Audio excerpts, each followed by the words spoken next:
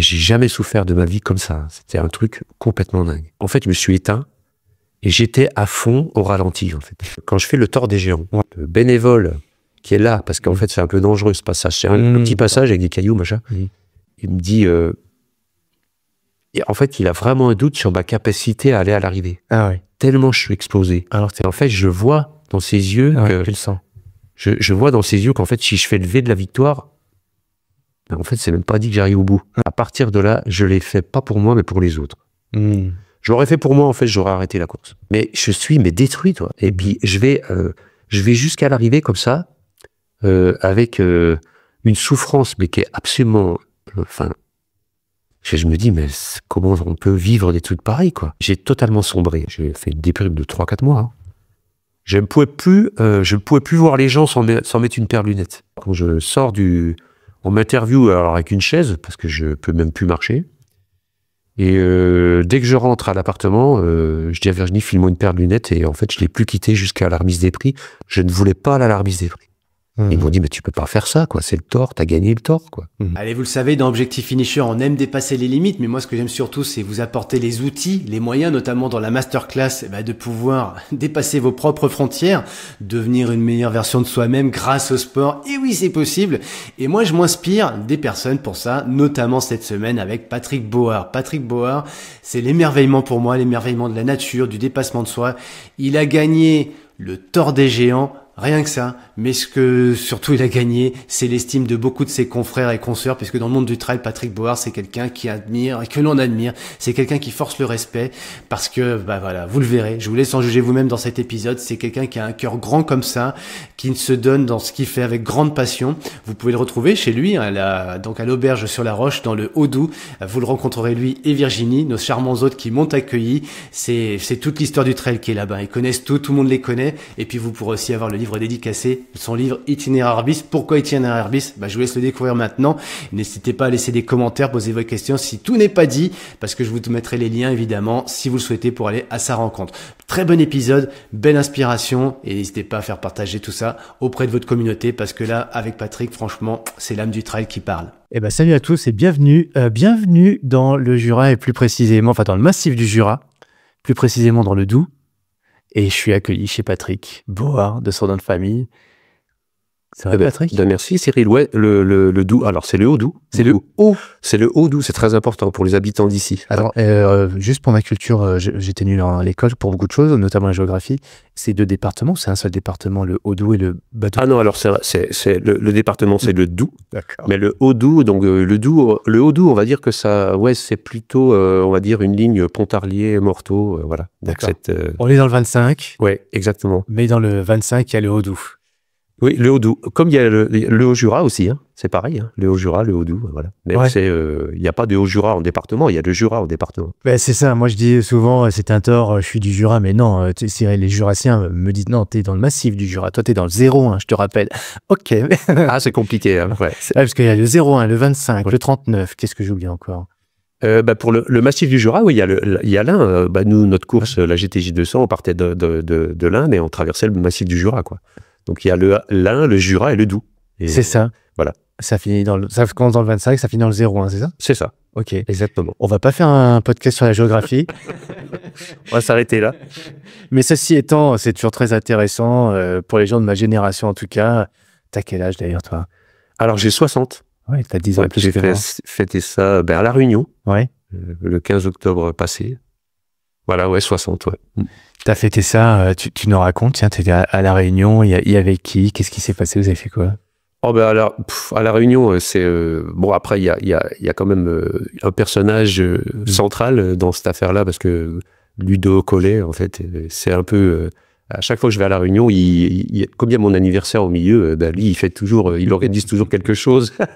Donc, c'est génial d'aller à La Réunion, de fêter son anniversaire, même si à la course derrière, il faut qu'on soit un peu concentré, mais c'est quand même toujours des moments sympas avec les copains, ouais. On se retrouve à La Réunion pour la Diag et pour l'anniversaire de Patrick. Ouais. J'ai cru comprendre aussi, quand tout le monde t'appelait pas Patrick, c'est Eric Lacroix qui m'a dit « Ah, comment il dit ?» Kirtap. Mon Kirtap. Ouais. C'est quoi Kirtap? Kirtap, alors, pour la petite histoire, Kirtap, c'est mon prénom à l'envers, mais dans la famille Bauer, en fait, on s'appelle tous à l'envers. C'est vrai? Mais même aussi bien le père que la mère que les sœurs, enfin que les frères et sœurs. C'est-à-dire, papa, c'est comment? Ben, papa, c'est Neige. Ma mère, c'est Eikinim. Après, alors mes frères, c'est Neil. Après, il y a Laskap.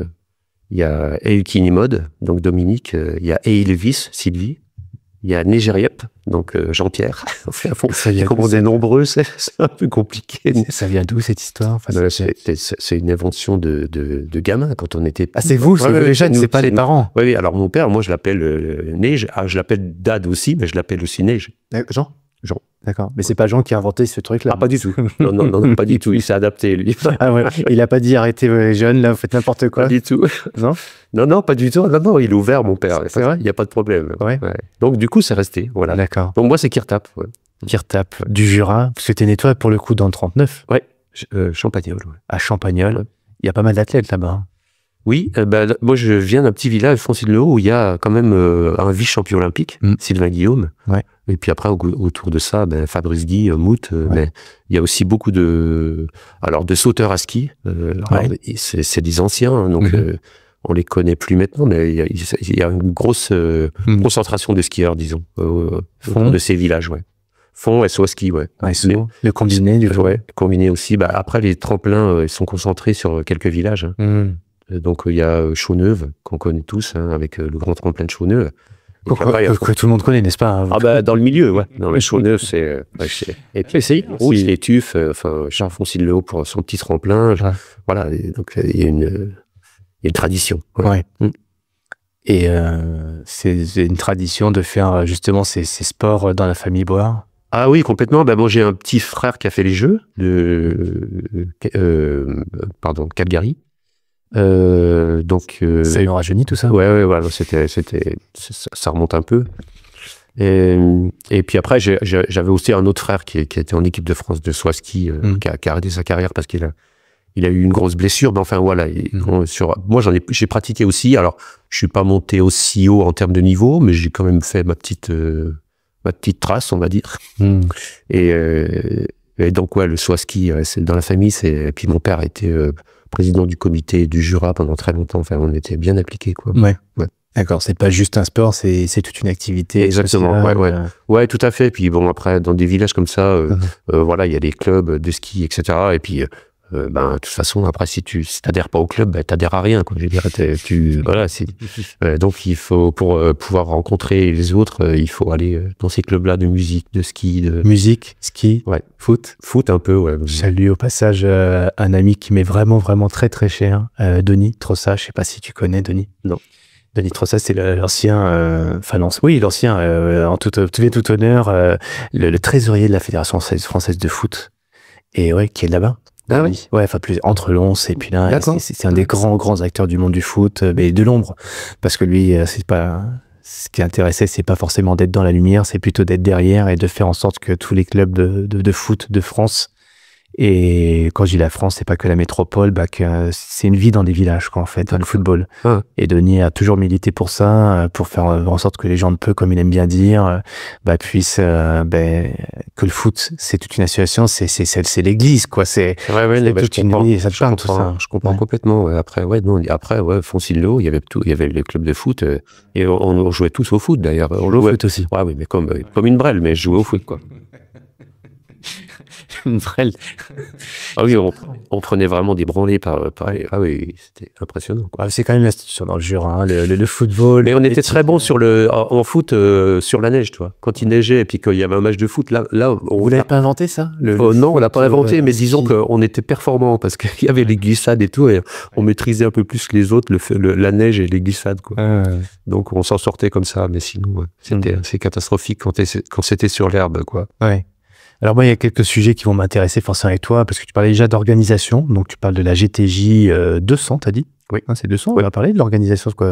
Là, tu m'accueilles chez toi à Virginie, dans votre gîte, dans votre espace, votre lieu de vie, lieu de rencontre, lieu de partage. Il y a beaucoup de vie ici. Oui, vraiment, ouais. C'est une ferme comtoise, en fait. Donc c'est gros. Ouais. C'est tout en bois, c'est des monuments, ces maisons comtoises, faut le reconnaître.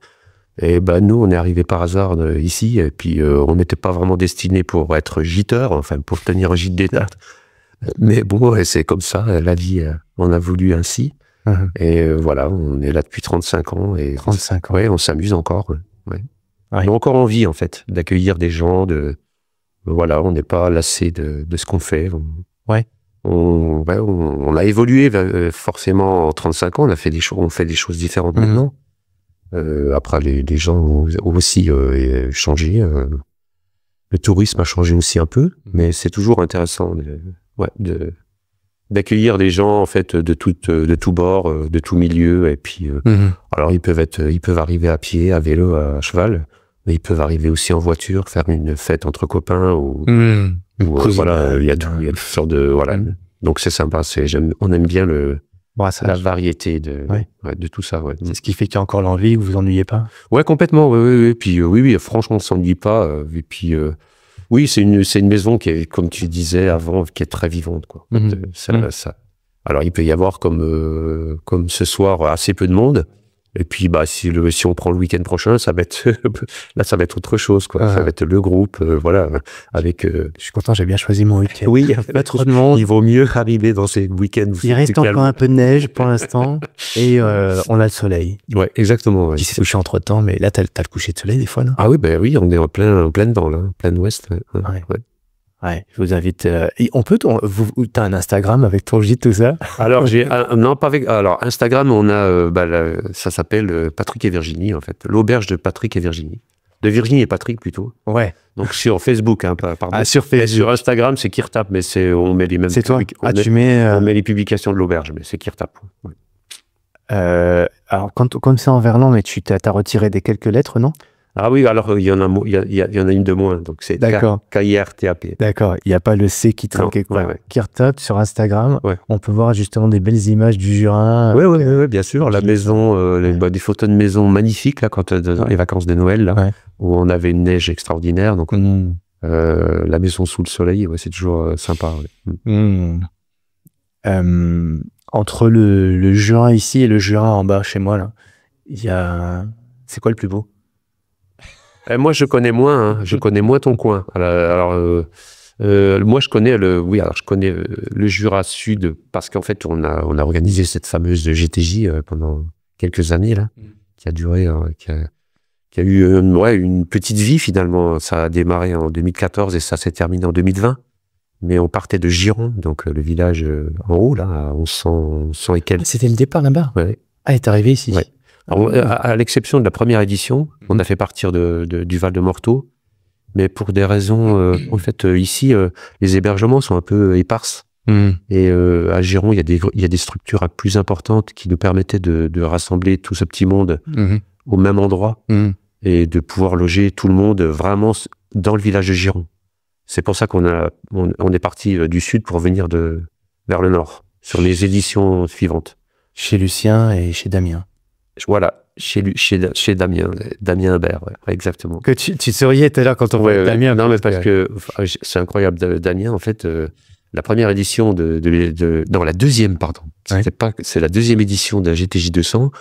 Il était tout jeune, en fait. Damien, il est encore tout jeune, évidemment, mais il était encore plus jeune. Et donc, pour s'inscrire à la GTJ 200, il faut montrer patte blanche, quoi, en fait. Il faut passer par la petite lettre qui va bien, de motivation, montrer un peu son palmarès, etc. C'était comme ça, la règle. Ouais. Et en fait, la veille du départ, il était tourné autour de nous, là, et puis voilà, tout était cadré, tout. Les cours arrêtaient là, tout. Et puis, il vient vers moi, puis il me dit, mais demain, je pourrais pas, à part prendre le départ, la GTJ 200. Et il m'a dit ça comme ça. Il m'a dit, mais j'ai un coéquipier, on pourrait le faire, tout. Alors que les autres, ils étaient inscrits depuis 2 mois, ils se préparaient comme des fous et machin. Et lui, Damien, il est arrivé comme une plume et il m'a demandé ça. Et moi, un peu culotté, je lui ai dit, allez, ok. Ah, t'as pas fait ta lettre de motivation? Je l'ai interrogé pendant 5 minutes. Ah, t'as fait son interview, d'accord. Et c'était parti et il s'est amusé comme un fou. C'était génial, quoi. Et il est drôle. Ah oui, c'est culotté, on va dire. C'était culotté. J'avais trouvé ça super cool. Ouais. Et là, il n'y a pas très longtemps, vous étiez retrouvés sur une île. Ouais, on s'est retrouvés à Madère. Ouais, j'ai pris le petit-déj avec lui le matin de la course, parce que du coup, la course partait à minuit. Et donc, on a bien discuté le coup. Puis, il a fait une belle course. Hein. Ouais. Ouais, il avait une très belle course. Ouais. Ouais. Et il s'est vite mis devant. Oh, je crois qu'il a été en tête du début à la fin. Ouais. Et puis, Ouais. Non, franchement, une belle course. Ouais. Réussi. Ouais. Enfin, comme il a dit. Il dit, oui, l'année a été compliquée. Oui, il a eu quelques soucis, mais c'est chouette. Ouais. Et il passe le bonjour, figure-toi. J'étais avec lui hier. C'est sympa. On a déjeuné ensemble hier. Donc, Damien, vous pouvez retrouver vous aussi, auditeur, sur le podcast Objectif Finisher. Il y a, je ne saurais pas vous dire le numéro, mais Damien Imbert, HUMBERT, qui vient de Giron, mais qui habite à côté, donc à Chanfromier. Ouais. Donc on a fait un run tous les deux le matin. Il me dit, viens, je vais te faire découvrir les gorges de Valsorine. Franchement, pas trop vite, parce que j'ai des petits soucis en ce moment.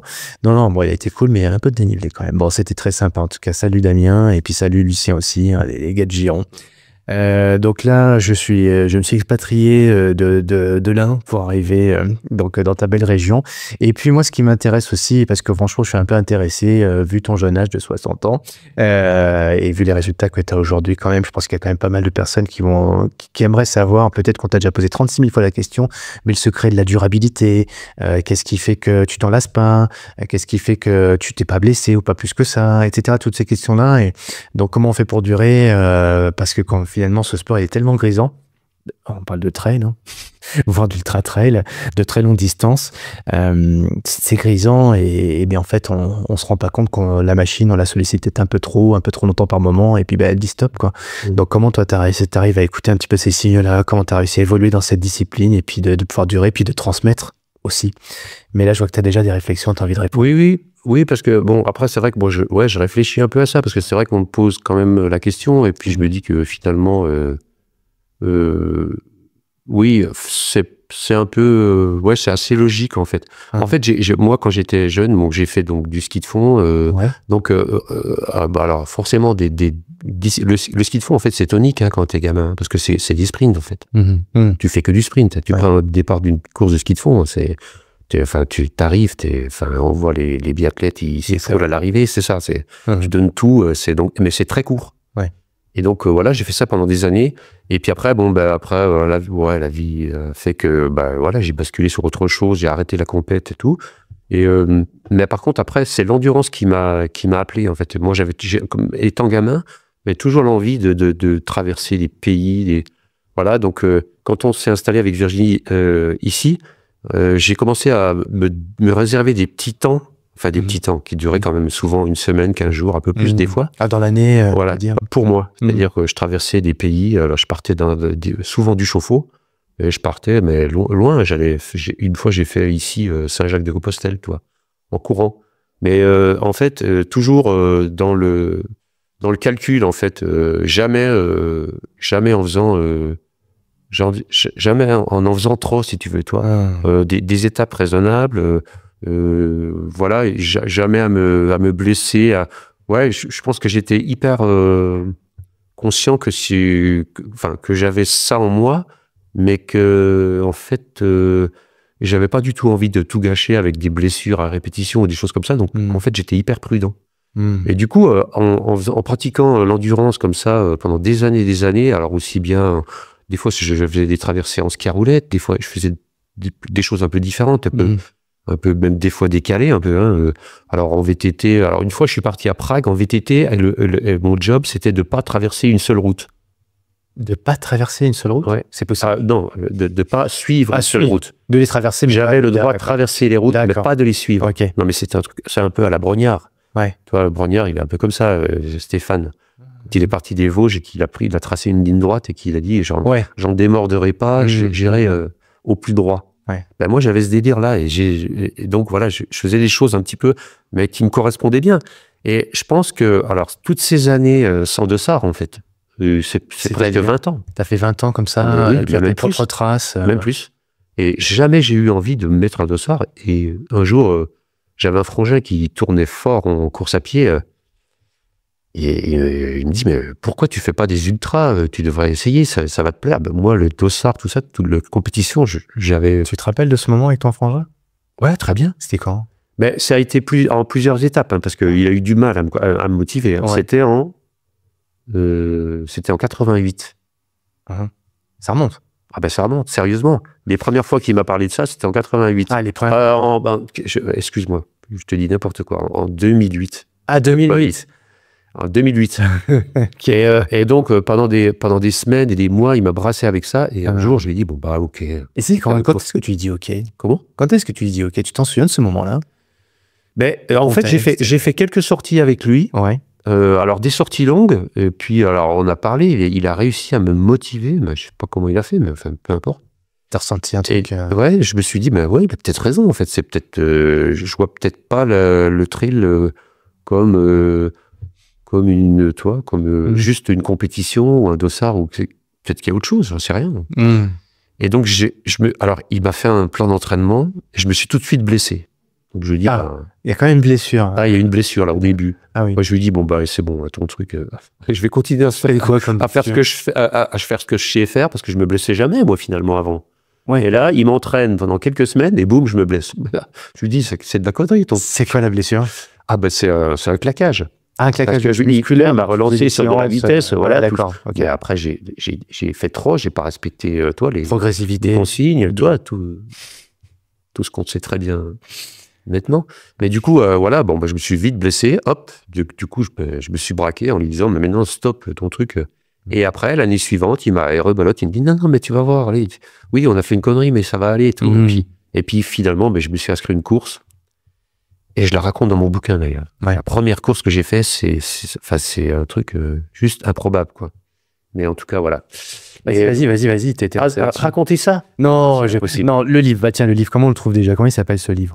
Ça s'appelle Itinéraire bis. Alors ça, c'est où est-ce que derrière toi, Itinéraire bis. Itinéraire bis, celui qui se trompe souvent, qui se perd, qui se remet sur le parcours, qui perd à nouveau. Ah oui, j'ai des grosses histoires avec ça. Mais c'est Ludo Collet qui m'a baptisé. Un jour sur une course, il m'a dit non, mais c'est Itinéraire bis, tu peux pas y couper, quoi. C'est obligatoire, on te débaptise qui retape pour te rebaptiser, c'est pas possible. Et il a fait, je vois derrière toi d'ailleurs, qu'il fait la préface du livre. Ouais. Ludo. Ouais. Non, mais voilà, après, je fais cette course et bon, ça marche. Laquelle, du coup? Donc, ça s'appelle l'Ultra du Sancy. Donc, c'est une course qui a lieu derrière l'UTMB, toujours 15 jours après, je crois. Ouais. Donc, septembre. Ouais. C'est un 75 km. Et ça se passe très bien, voilà. Donc, je fais 3e. Et je suis tout de suite recruté par le team ASICS, en fait. Et puis après, voilà, c'est parti, quoi. Donc, après, voilà. Mais j'étais surpris en bien par par ce truc-là, quoi. Je m'attendais pas à ça. Bon, en fait. M'attendais pas à ça. Non. Alors moi, par exemple, j'ai le truc un peu inversé. C'est-à-dire que comme beaucoup de gens peut-être qui écoutent là notre conversation, tout de suite, t'es très grisé, le dossard, faire une première course, et puis après tu rentres un peu dans le truc, quoi. Le système quelque part, mais qui est super grisant, et faire des compètes, et puis après tu dis un marathon, et puis après le marathon, pourquoi pas, comme j'aime le trail, commencer à... mais ça vient de l'intérieur, tu vois, ça vient pas de l'extérieur. Ouais. Et UTMB 2007, tu vois, juste avant toi. Ah oui. Et puis après, en plus les Ironman à côté en parallèle, mais en fait à un moment donné une sorte de saturation, de dire tiens, j'ai envie de faire mon propre itinéraire, de tracer ma propre route, donc chemin un peu inversé. Mais j'entends tout à fait ce que tu dis dans l'idée, parce qu'aujourd'hui c'est comme ça que je vis moi le sport. J'ai rien contre les dossards ni les courses, attention, j'en mets de temps en temps, mais j'aime bien l'idée de pouvoir cette liberté, tu vois, cette notion de liberté, d'être un peu seul aussi, pas se le cacher, alors que tous au départ avec plein de monde, ces sensations qu'on aime, qui sont présentes parce qu'il y a une sorte de communion, mais en même temps on se sent un petit peu dans le métro, quoi. Enfin voilà, donc c'est très ambigu, c'était très... Et toi avant, avant 2007, du coup, quelles étaient tes résistances en fait 2008? La résistance par rapport à la compète, l'approche, tout ça. Et après, c'était particulier parce que moi, je regardais, je me souviens des prospectus qui sortaient sur l'UTMB et ça me fascinait en fait. Ah, ça te fascinait? Non, mais moi j'avais ça au bord, à côté de mon lit quand même. J'avais quand même un peu une fascination pour les courses longues, l'UTMB. Mais c'était quoi le truc? C'est pas pour moi? C'est où je sais pas. Non, je me disais, moi, je vis déjà ces trucs longs, tout ça. Mais par contre, j'étais intéressé quand même forcément par le côté préparation, compétition et tout ça. C'était les années Olmo, tu vois. C'était ces années-là, tu vois. Et en fait, avant l'UTMB, la course était présentée sur un prospectus, sur un fascicule, où tu tournais les pages, tu avais la carto. Oui, bien sûr. Et tu te rappelles de ça? Oui. Je me souviens. Moi, c'était un document. Je peux t'en sortir. Je l'ai encore, le document. Oui. Et il y avait quelque chose, il y avait un truc. D'ailleurs, tu as beaucoup de magazines, tu es très papier, tu aimes lire, tu aimes. Alors, les magazines, très franchement, j'en lis très peu. Hein. Là, on en a beaucoup parce que on reçoit des trailers et tout ça. Il y a aussi pas mal de gens qui laissent et tout. Mais j'en lis très peu, les magazines. Ouais. Bah, par contre, je lis pas mal de littérature, tu vois, des bouquins un peu techniques sur la course à pied, les gens enfin, sur l'entraînement, voilà. Mais faut être honnête, les magazines, j'en lis assez peu. Ouais. D'accord. C'est plus dans c'est l'approche littérature scientifique. D'accord. Et peut-être qu'on va faire la transition après avec celui qui t'a entraîné aussi, notre ami Pascal. Et entre-temps, c'est ton frangin qui te met sur les rails. Tu cèdes à la tentation. Et après, donc, tu disais, il y a le Team ASICS qui te propose une place à l'époque en 2008-2009. Ouais, moi, je fais donc cette première course en septembre 2008. Ouais. Et donc, j'intègre le team juste après. Alors, je participe au Templier, mais... Ouais. En fait, je suis pas prêt pour faire cette course-là. Je rentre un peu dans la nutrie, mais ça me va pas du tout parce que je suis pas du tout habitué à des produits énergétiques. Enfin, moi, je rentre dans un milieu qui est trop, c'est trop pour moi en fait. Ça va parler je pense, ça fait partie un petit peu du truc, tu vois, je pense aussi. Est-ce que, rentrer aussi dans ce côté compète, ça va te mettre dans des disciplines, alors qu'ici, en termes de nutrition ou même de tracer son propre itinéraire, de faire les choses peut-être un peu au feeling, non? Ouais, complètement. Non, c'était franchement, il fallait que j'apprenne les choses, quoi. Tu penses pas que le fait de faire des choses au feeling comme tu le faisais, c'est quelque chose qui n'aurait pas duré pour toi et qui t'aurait permis de durer justement dans cette performance? Je pense pas. Non. Alors après, bien sûr, il y a des pans entiers de ce que je faisais avant qui sont bénéfiques pour ma pratique. Ça, c'est vraiment évident. Tu penses? Mais c'est, par exemple, tout ce qui est le côté mental, par exemple. Ouais.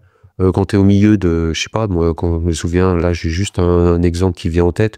Quand je suis en Tchéquie, en VTT, là, il y a une tempête il y a de la grêle qui me tombe sur la tronche en pleine montagne, et j'ai encore 50 km à faire. Tu vois, je me dis, de toute façon, t'as pas le choix, il faut les faire, il faut arriver au bout. Et donc, du coup, je suis vraiment presque en hypothermie et j'ai fait les 50 bornes, toi. Ça t'a amené une capacité de résistance. Ouais. Il y a un truc aussi où il y a des moments où t'as pas le choix, quoi. Tu te dis, voilà, c'est comme ça, mais maintenant, tu mets tout ce que t'as et tu sors du truc, quoi. T'as pas le choix. C'est vrai que sur une course, tu peux très bien mettre le clignotant assez facilement, hein.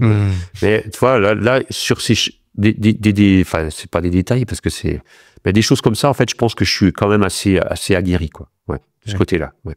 Donc, il y a vraiment des choses qui me restent de ça, quoi. Mais par contre, tout le côté, alors, nutrition, parce que là, ça fait des années, moi, que je travaille la nutrie, parce que j'ai quand même pas mal de lacunes. Ouais. Pour tenir un ultra-trail, moi, je n'ai pas de capacité à absorber des aliments solides. Donc, tu vois, du coup, faut que je trouve tout le temps des solutions. Alors, voilà, sur telle course ou telle course, la chaleur, le froid, machin bidule. Donc, du coup, tu vois, c'est compliqué. Ouais. Mais donc, ouais, je me pose quand même beaucoup de questions sur ma pratique quand même, quand je fais une compète. Ouais, ça, depuis, quand tu commences les premiers dossards, rapidement, tu te dis, il va falloir que je me pose des vraies questions. Oui, parce que j'avais des grosses lacunes, des très, très grosses lacunes. Tu dis nutrition, tu penses à quoi? Nutrition, alors prépa aussi, parce que, en fait, pendant 25 ans, j'ai pas fait une seule séance de vitesse, mais j'ai fait aucune accélération.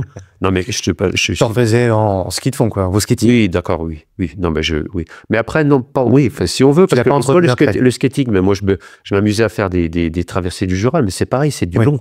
Donc, tu vois, ça ramenait à ton enfance ou là, ce que tu disais tout à l'heure. Voilà, c'est des longues séances en endurance fondamentale, mais ça allait jamais au-delà. Et donc, du coup, il a fallu quand même apprendre à courir vite, à réapprendre presque à courir.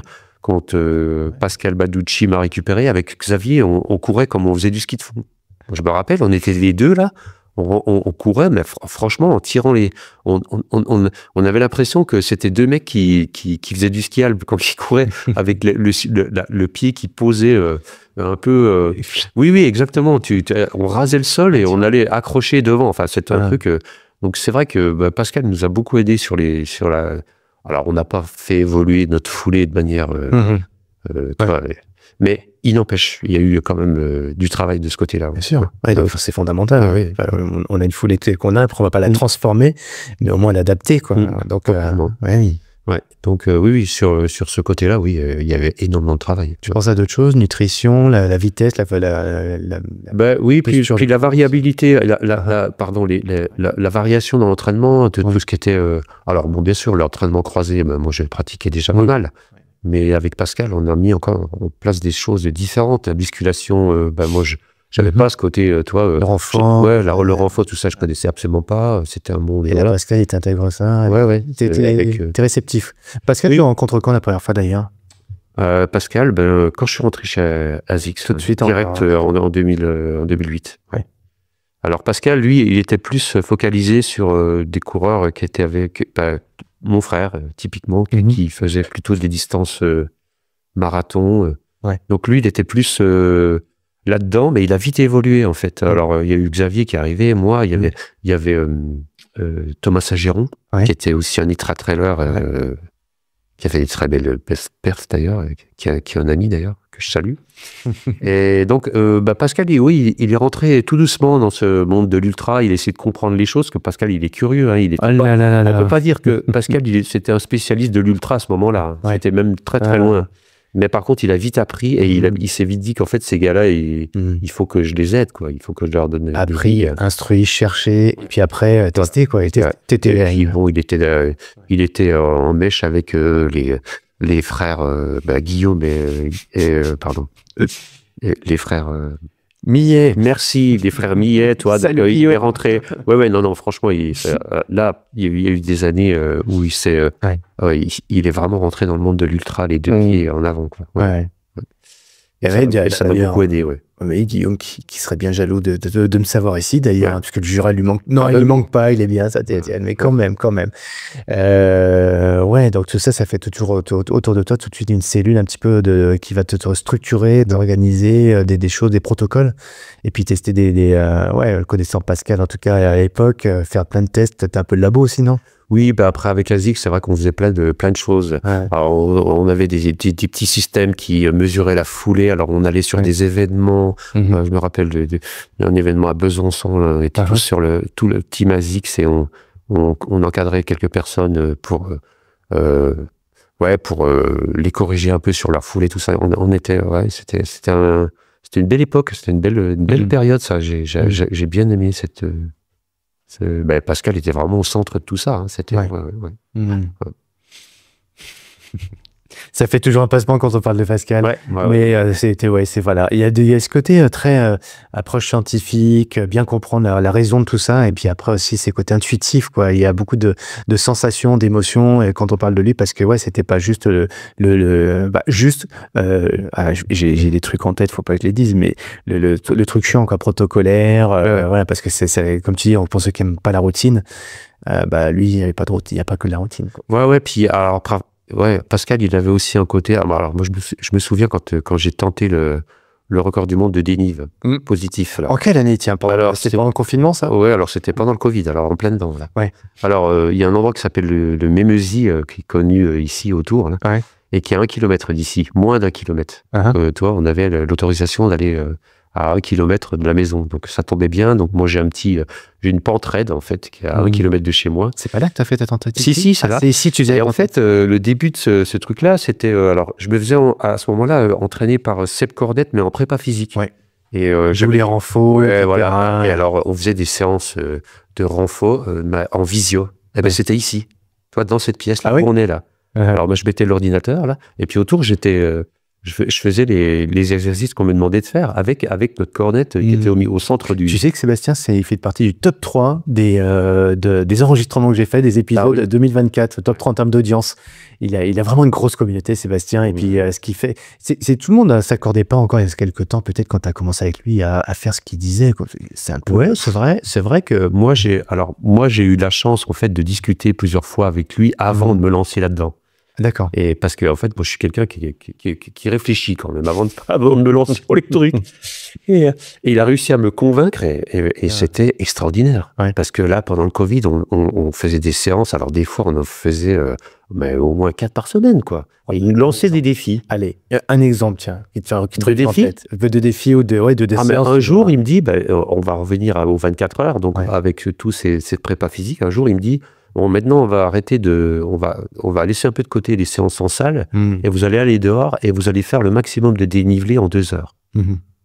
Bon, moi, je réfléchis par 2 minutes. Je me dis, alors, dénivelé, 2 heures. J'ai 2 heures pour faire dénivelé. Donc, je vais aller sur ma piste qui a 800 mètres et raide. Je vais aller dessus. T'as dit Mémeusis. Mémeusis, ouais. Ah, d'accord. Le MEX. Alors, MEX, ça vient de maison. En langage haut-doux. Ouais. Et Musi, ça vient de... Alors, Musi, ça c'est plus compliqué. Attends, Mémeusis. Là, je sais plus le Mémeusis, du coup. Ouais, j'ai perdu. Si ça me revient, je reviendrai vers toi. Mais... Ceux qui sont déjà en train de regarder. Je fais pas moi, mais ceux, j'imagine, qui sont sur Instagram, tu es en train de regarder les... Oui, du coup, Musi, je sais plus. J'ai su, mais je sais plus. Et donc, du coup, au banco, Seb, moi, je choisis de Mémeusis. Et voilà. Et donc, je fais cette séance et donc, je lui donne le résultat de ma montre, là, et il me dit, ah ouais, pas mal quand même. Et il me dit, écoute, on y reviendra peut-être un peu plus tard, mais on rallongera un peu la sauce. Il m'en dit pas plus. Et on continue nos séances, voilà, ça dure 1 mois, 2 mois. Et au bout de 3 mois, il me dit, maintenant, on va faire sur 6 heures le dénivelé. Et donc, je repars sur mon Mémeusis, je fais 6 heures de dénivelé. Et après, j'envoie ça à Seb et à Pascal. Et Pascal, il dit, ouais, mais pas mal, tes 6 heures là sur le truc. Mais tu sais qu'il y a un record qui existe. Alors Pascal, il rentre dans le truc, il calcule tout. Il me dit, voilà, alors si tu vas à telle vitesse, machin, tu peux faire tant. Si tu fais ça, on va mettre en place des entraînements. Si tu es d'accord, on tente le coup. C'est lui qui m'a convaincu, en fait, de partir sur un record. Mais je me dis, mais Pascal, t'es fou. Qu'est-ce que tu veux que je fasse de ce truc-là, quoi? Tu vas me faire des allers-retours sur une piste pendant 24 heures, mais c'est dingue. À l'époque, il regardait quelle marque, celle de... C'était un Italien. Un Italien? Ouais, un Italien qui s'est fait encore choper il n'y a pas longtemps, là. Et alors... Bon, allez, non. Un Italien. Parce que c'est toi qui as initié, en fait. Pour demander la Virginie, c'est tout. Ah ouais, c'est vrai. Moi, je lui demandais après, alors. Mais je t'en veux pas, moi, parce que je suis comme toi. Donc, il y a des fois, je me fais rattraper. On me dit, ah, Cyril, franchement, tu m'as zappé, c'est pas cool. Non, je t'ai pas zappé, c'est juste que des fois. Non, mais après, c'était un record qui était, établi, officiel, tout. Alors, on rentre dans un protocole. Il a fallu, mesurer la pente, contrôle antidopage avant, après, trouver un chronométreur, enfin, voilà, puis on l'a fait, quoi. Ça a marché. Et t'as fait encore. Voilà. Parce qu'on a vu Aurélien Dunampala aussi. Voilà. Aurélien a battu le record 1 semaine après moi. Ah, il bat ton record à toi. Voilà. Il me bat mon propre record de 80 mètres 1 semaine 80 mètres. Ah oui. Mais c'était magnifique à voir parce que je crois qu'à la 12e heure, j'ai 4 mètres de mieux que lui. À la 12e heure. J'ai le record sur 12 heures. Exceptionnel. Et donc, voilà, c'est un exemple de les rapports que j'avais avec Pascal qui me lançait des défis comme ça. Et c'était génial, quoi. Ça te tente aujourd'hui de refaire ça? Non, pas du tout. Non, c'était, voilà. Je l'ai fait une fois, ça va bien. Mais c'était une belle expérience. Mais en fait, cette côte dont tu parles, on le voit dans un documentaire. Tout à fait. Et c'est là que le record, c'est pas toi qui l'as aujourd'hui, mais il est fait sur cet endroit. C'est Christophe Christophe Nonorgue. Qui l'a battu, alors, 1 année après, je crois, un mois. Qui s'est fait rebattre? Non. Et qu'il a repris après? Non, il a battu le record d'une ampelas de, comment son prénom? Aurélien. 1 an après. D'accord. Ouais. Il a explosé, même. Il a fait un truc extraordinaire. Chouette. J'étais à son départ et à son arrivée. C'était vraiment chouette. Allez, voilà, c'est des belles histoires, quoi. Ouais. Tu racontes aussi celle-ci dans ton livre? Non. Ah, t'as pas dit celle-ci? Non. Parce que le livre, il est sorti quand? Le livre, il est sorti, je pense qu'il est sorti en 23. D'accord. 22, fin 22, je pense. Ouais. Et ce record, c'est quoi, 2021, non? 2000... Ouais. Une expérience de plus, quoi. Ouais, une très belle expérience parce que finalement, ça m'a permis de comprendre aussi pas mal de trucs sur la nutrie. Ouais, par exemple. Tu vois, l'effort en descente, Pascal en parle parce qu'il avait fait un article très intéressant derrière en parlant aussi de la descente. Parce qu'en fait, des records comme ça, c'est plus dur la descente est plus dure que la montée finalement. Parce que descendre, 17 ou 18 000 mètres de dénivelé, là, il faut arriver à... Ouais, il faut que ça joue, quoi. Je veux dire, si tu finis en marchant, ça matche plus, quoi. Donc, on avait quand même pas beaucoup d'informations par rapport à ça, et c'est vrai que ça a été intéressant de ressortir tout ça. C'est quoi pas la théorie, enfin, oui, l'enseignement, et qu'est-ce que tu fais aujourd'hui que tu faisais pas avant? Et t'es intégré d'ailleurs dans tes cours, dans des trails de façon plus générale? Par rapport à ça, parce que je dis, tu casses de la fibre. Ouais, alors après, moi, après, c'est une pente très raide, hein, c'est une pente qui est à 40%. Donc, tu vois, on descend quand même pas souvent des pentes à 40, mais il se trouve que c'est une pente qui est à 40% du début à la fin. D'accord. Elle fait 100 mètres de dénivelé, mais en fait, il faut trouver, il y a vraiment une position, d'ailleurs, je voyais que Christophe, il répétait un peu la même position que moi, finalement. On s'est adapté, en fait, à la pente. Tu vois, à force de répétition, d'entraînement, voilà. Donc, c'est une position très particulière où il faut arriver à descendre un petit peu enfin, être dans une position un peu assise. Ouais. Une position un peu assise, et puis, en fait, le pied, en fait, il faut qu'il pose le plus à plat possible. Oui. Ouais. Pour pouvoir avoir de plus grande surface en stabilité, enfin au niveau de tout ce qui est glissade, etc. Donc tu vois, on peut pas dire que ce soit une position idéale de descente, mais en tout cas c'est une position où tu peux vraiment durer, tu peux vraiment enchaîner vraiment les. Et moi j'ai pas eu de problème dans les descentes, même au bout de 24 heures. Au niveau quadriceps, pas spécialement, non. Alors, qu'est-ce que tu as fait en nutrition pour que tu n'aies pas tant ces problématiques, enfin, justement pour atténuer ces douleurs musculaires? Alors, la position dont tu parles, ok. Ouais. Mais après, au niveau nutri? Alors, nutri, c'était très particulier parce qu'en fait, le seul moment où j'ai eu des problèmes la nuit, c'est quand je me suis mis à manger du solide. Et donc, j'ai eu une heure vraiment difficile. Et après, j'ai décidé de basculer uniquement sur des produits liquides. Donc j'ai toujours le même partenaire nutrition en fait. Donc j'ai tourné uniquement avec la boisson Effinoff. Ouais. Mais par contre je m'obligeais à en prendre systématiquement à chaque tour en fait. Ouais. À chaque tour j'étais obligé de me nourrir, et ça a super bien marché en fait. Donc que boisson. Ouais, une seule boisson et rien d'autre. Et qui t'apporte à peu près, pour ceux qui s'intéressent à ça, en tout cas, c'est l'équivalent de combien de grammes? Là, alors, Effinoff, c'est assez peu chargé en sucre. Pour te donner le grammage, c'est 34 grammes pour une gourde de 500. Ouais. Voilà. Donc, alors, je prenais un bon 10-15 centilitres par tour. Enfin, donc, je buvais pas non plus juste une gorgée. Je buvais quand même... parce que finalement, un tour, ça revenait à... en termes d'effort, c'était toutes les 7 minutes. 7 ou 8 minutes. Donc, ça revenait quand même souvent. 15 centilitres toutes les 8 minutes, c'est pas non plus rien, quoi. Et ça marchait très, très bien, quoi. C'est incroyable. Alors que, au départ, moi, j'avais mis en place toute une nutrition solide. Alors, c'était plutôt au-dessus de la montée. Et après, je me suis calé, on a complètement changé. Pendant la course, on a complètement changé de stratégie. Ça passait pas. Et en fait, je buvais en bas. Et je mangeais plus rien du tout. J'ai plus mangé, j'arrivais plus du tout à manger solide. Et d'ailleurs, je me disais que c'était contre-productif. Puisque j'avais déjà eu une mauvaise expérience dans la nuit, je me suis dit, voilà, il faut que on va voir ce que ça donne, quoi. C'était assez expérimental aussi, hein, voilà. Mais ça a super bien marché, hein, incroyable.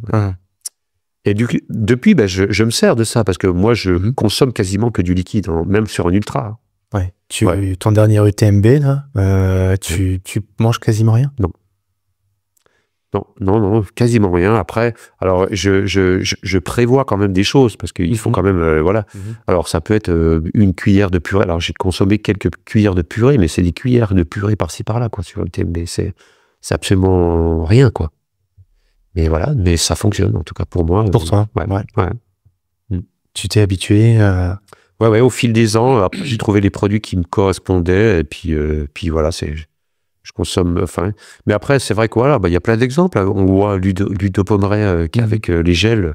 On critique beaucoup les gels, mais n'empêche que Ludo, lui, il arrive à absorber des gels sur toute la longueur de la course et il est encore hyper performant, quoi. Moi, je trouve ça passionnant, la nutrition, simplement parce qu'en fait, il n'y a pas une théorie exclusive. On est tous différents et forcément, les protocoles sont vraiment très, très spécifiques. Tu vois, les tiens peuvent être déroutants pour moi d'ailleurs. Parce que moi, je peux pas. Alors, c'est plus psychologique, sans doute. Mais pour le coup, je me vois pas. Et j'aurais presque des saturations à trop boire, moi, en fait. Enfin, même si c'était petit peu régulièrement. Mes expériences, en fait, me font parfois saturer. Là où, en fait, en matière de. Si je prends du solide, c'est tout l'inverse, quoi, en fait. Mais bon, il n'y a pas de vérité absolue en nutrition. C'est ça qui est génial. Non, c'est vrai qu'après, c'est peut-être un peu aussi familial parce que Manon, elle est un peu pareille que moi. Ouais. Là, on en parle beaucoup. On fait pas mal d'entraînements ensemble et puis moi j'aime bien voir un peu comment elle évolue par rapport à ça parce que la nutrition c'est hyper important, hein. Et puis elle est là-dedans. Ouais. En plus elle est hyper calée dans tout ça, mais elle est partie de rien parce que Manon elle a fait des ultras avec peut-être 10 grammes de sucre heure. C'est un truc de fou, quoi. Et maintenant, elle progresse. C'est incroyable. Et elle monte petit à petit, mais elle est quand même un peu comme moi, quoi. Elle, c'est pas une barre, elle peut pas la manger, hein. Une barre, c'est.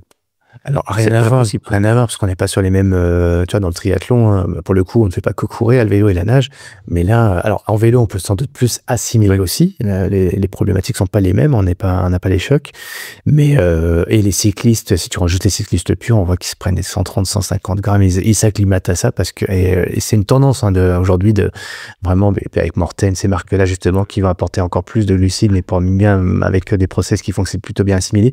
Où est la vérité? Moi, je sais pas où elle est. En fait, personnellement. Et je trouve intéressant d'avoir justement ton approche à toi. C'est aussi pour ça que on teste beaucoup à l'entraînement, hein. Celui qui teste pas sa nutri à l'entraînement, est-ce que c'est l'acclimatation finalement? Ah ouais, il rate tout un pan de l'entraînement, en fait. C'est évident, hein. Donc après, c'est vrai que moi, je fais ça depuis longtemps. Et j'essaie de trouver la solution qui est la plus adéquate par rapport à moi. Ouais. Et je m'aperçois que je m'améliore quand même. Quand tu dis sur tes entraînements d'ailleurs, parce que c'est sur toutes tes sorties, tu vas prendre les mêmes boissons que tu prends pendant la... Pas sur toutes les sorties, mais après, je dois reconnaître que j'ai plusieurs boissons quand même à disposition. Ouais. Et alors après, c'est surtout le dosage qui est hyper important, quoi.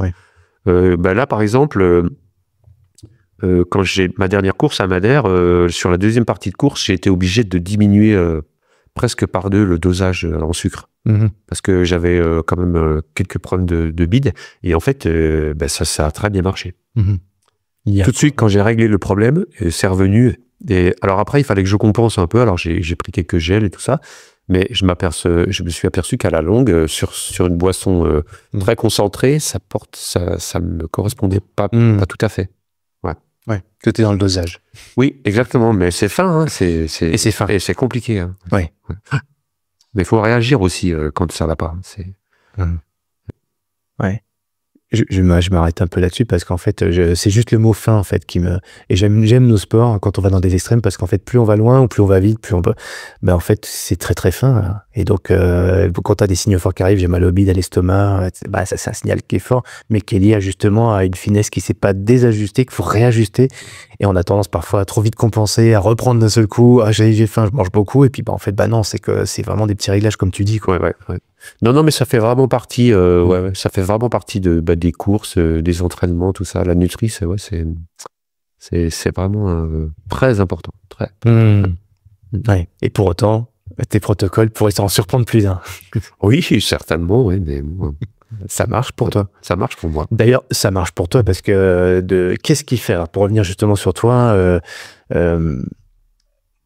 moi, en fait, personnellement, je suis pas un aficionado, tu vois, du sport, compétition et des résultats.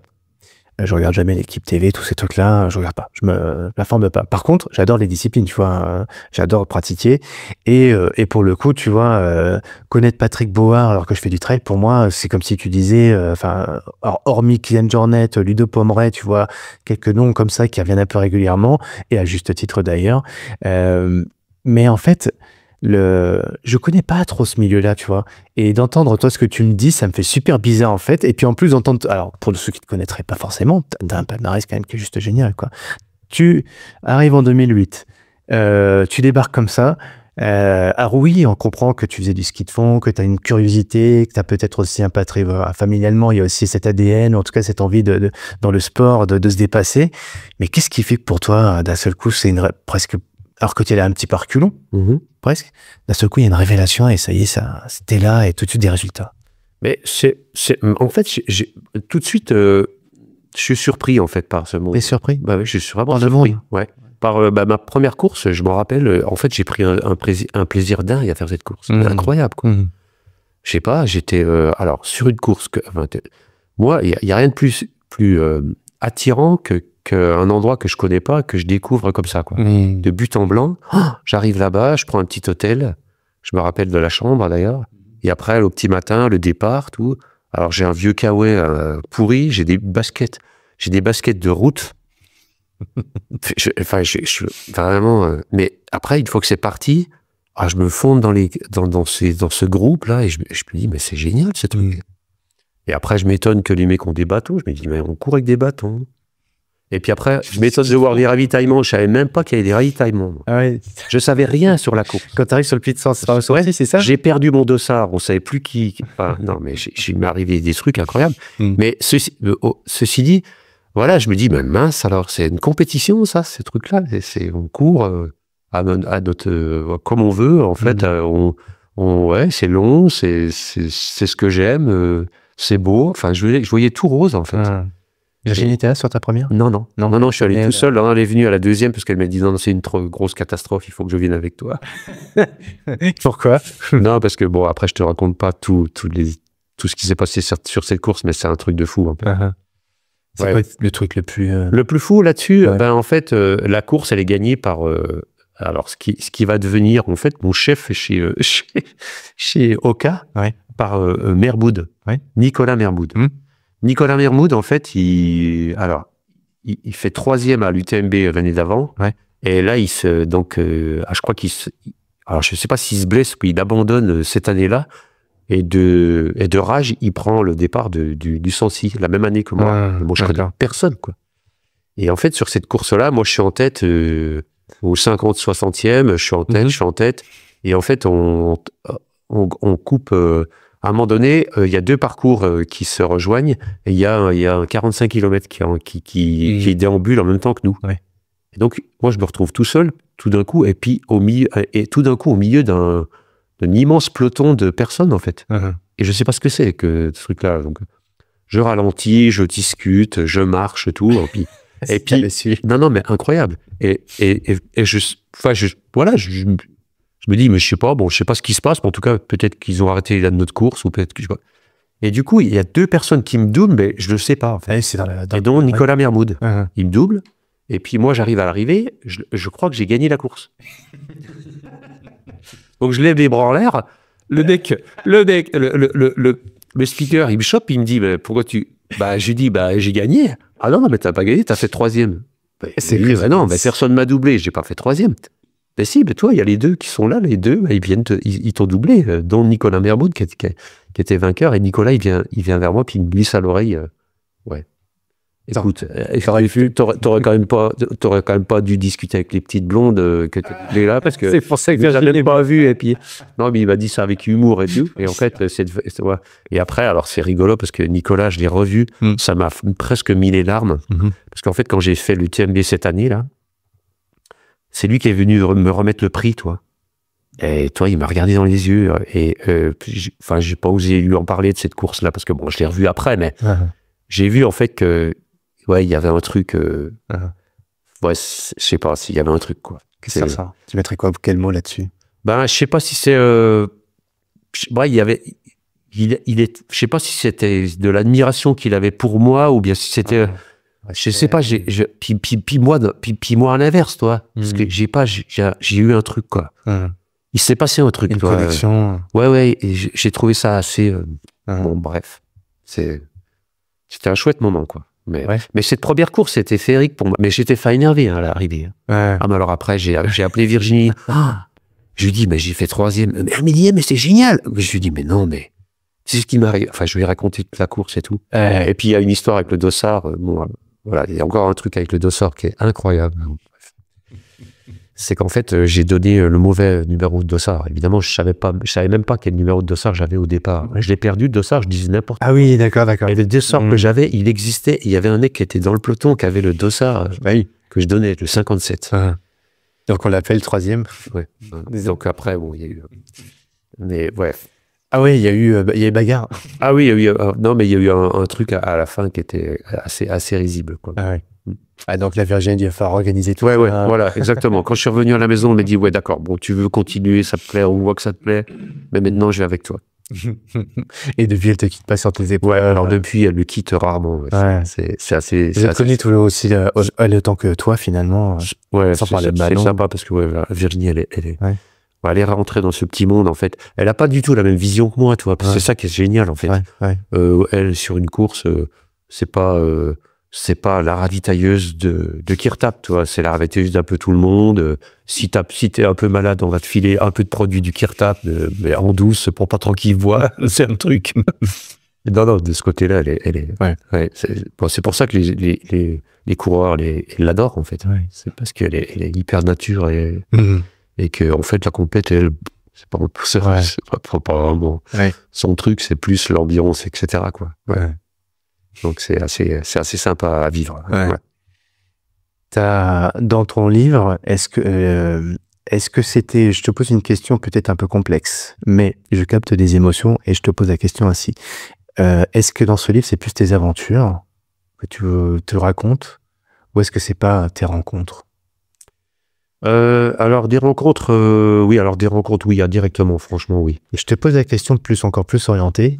Parce que quand tu parles de certaines personnes, on sent vraiment qu'il y a un truc mais extrêmement fort en toi de connecter avec les gens.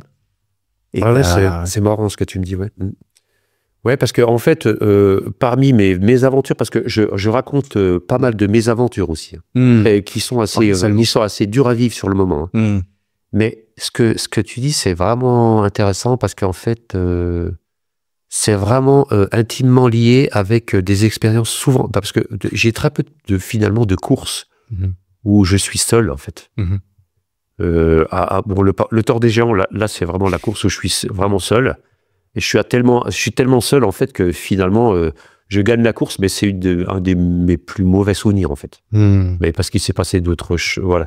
Mais, par exemple, je sais pas, je raconte plein de choses. Par exemple, ce qui me vient en tête, là, tout de suite, là, j'ai fait une course en Argentine, et en fait, cette course, je l'ai partagée avec un Argentin. Il nous est arrivé un truc incroyable, où on aurait dû gagner...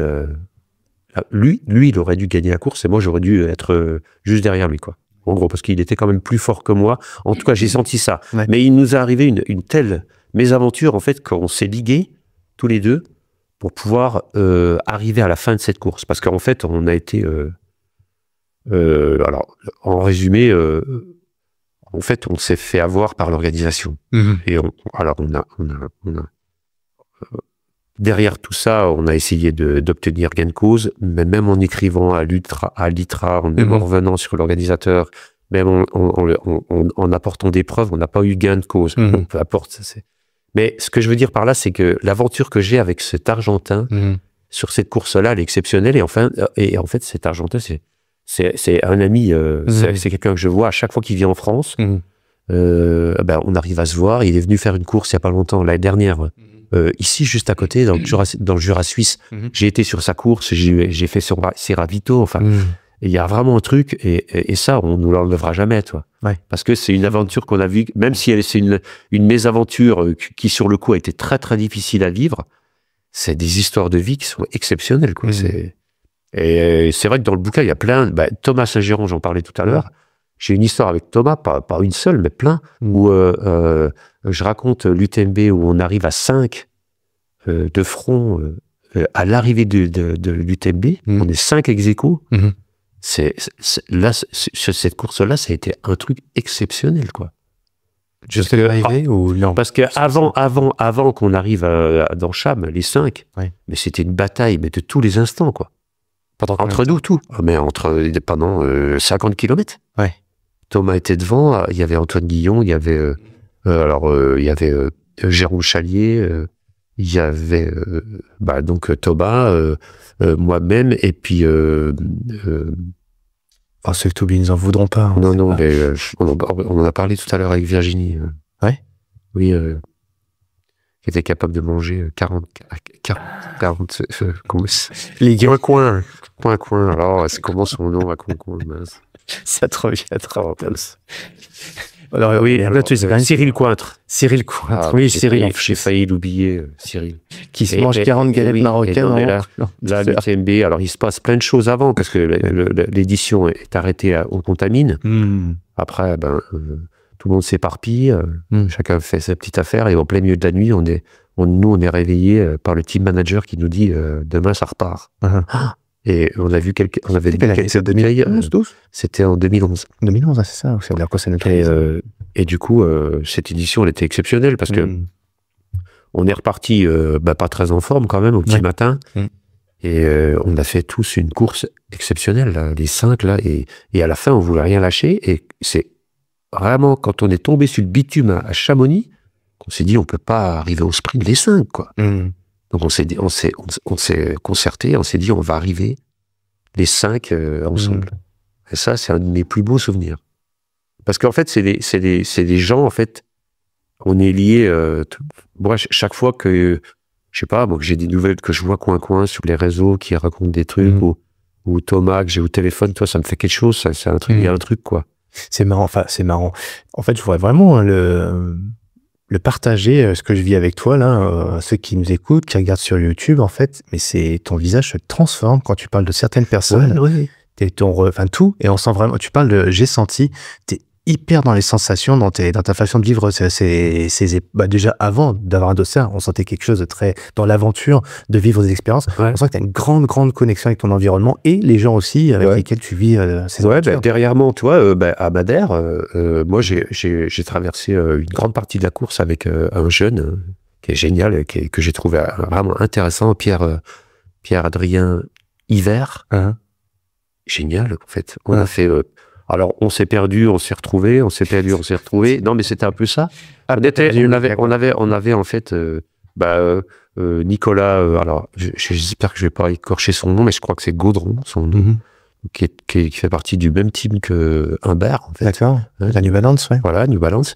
Donc lui, il est parti devant, et puis il était intouchable, il faut être honnête, sur la course. Et nous, avec Pierre, on était donc derrière. Et on s'est alliés, en fait, pour... alors lui, il avait assez peu d'expérience sur l'ultra. Moi, j'avais quelques problèmes de crampes, machin. Et en fait, on s'est vraiment super bien entendu presque à l'arrivée, où lui, il a pris un petit peu de distance et voilà. Mais moi, j'ai un super souvenir de cette course-là, en fait.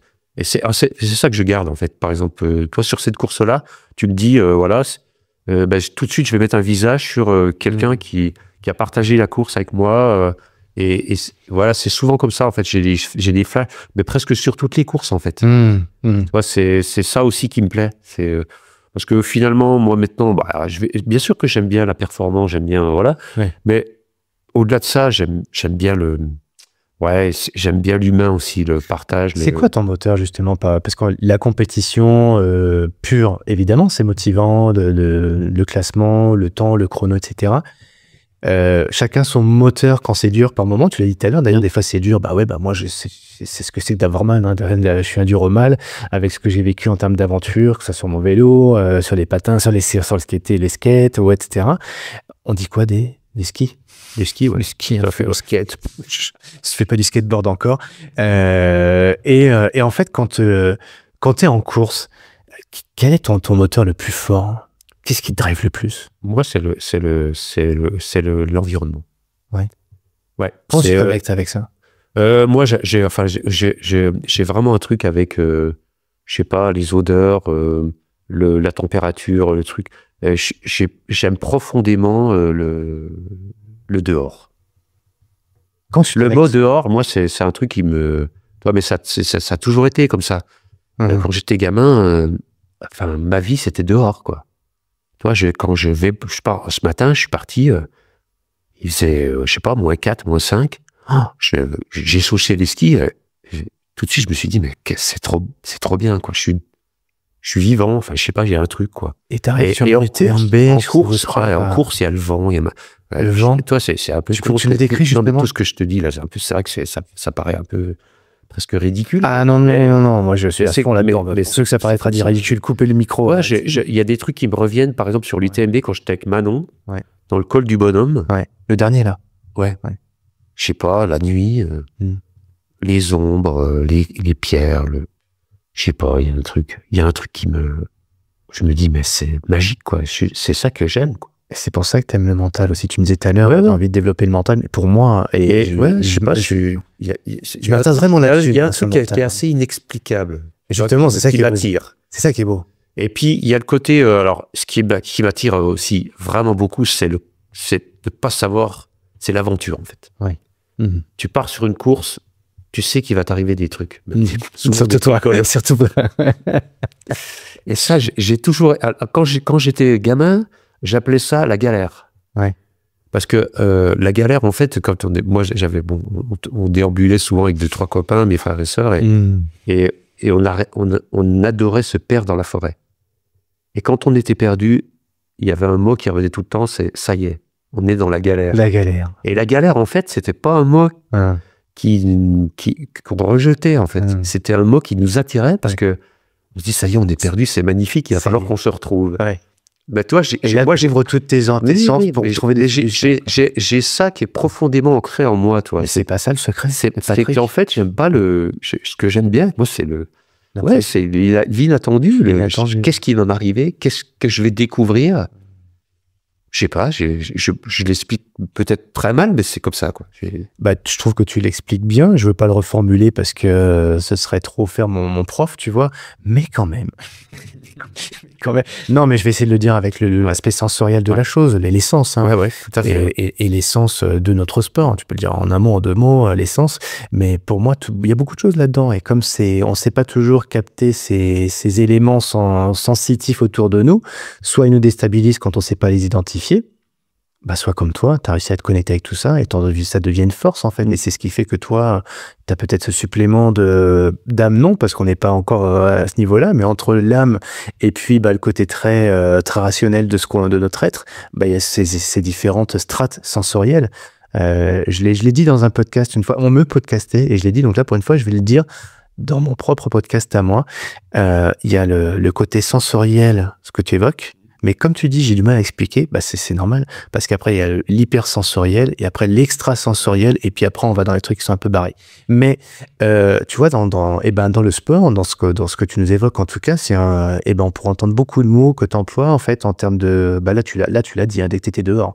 Le vent, les odeurs, le goût, les saveurs, les odeurs, etc., les ombres, c'est hypersensoriel, tout ça. Ouais, complètement, ouais. Ouais, puis après, j'aime bien aussi m'attacher à la technique.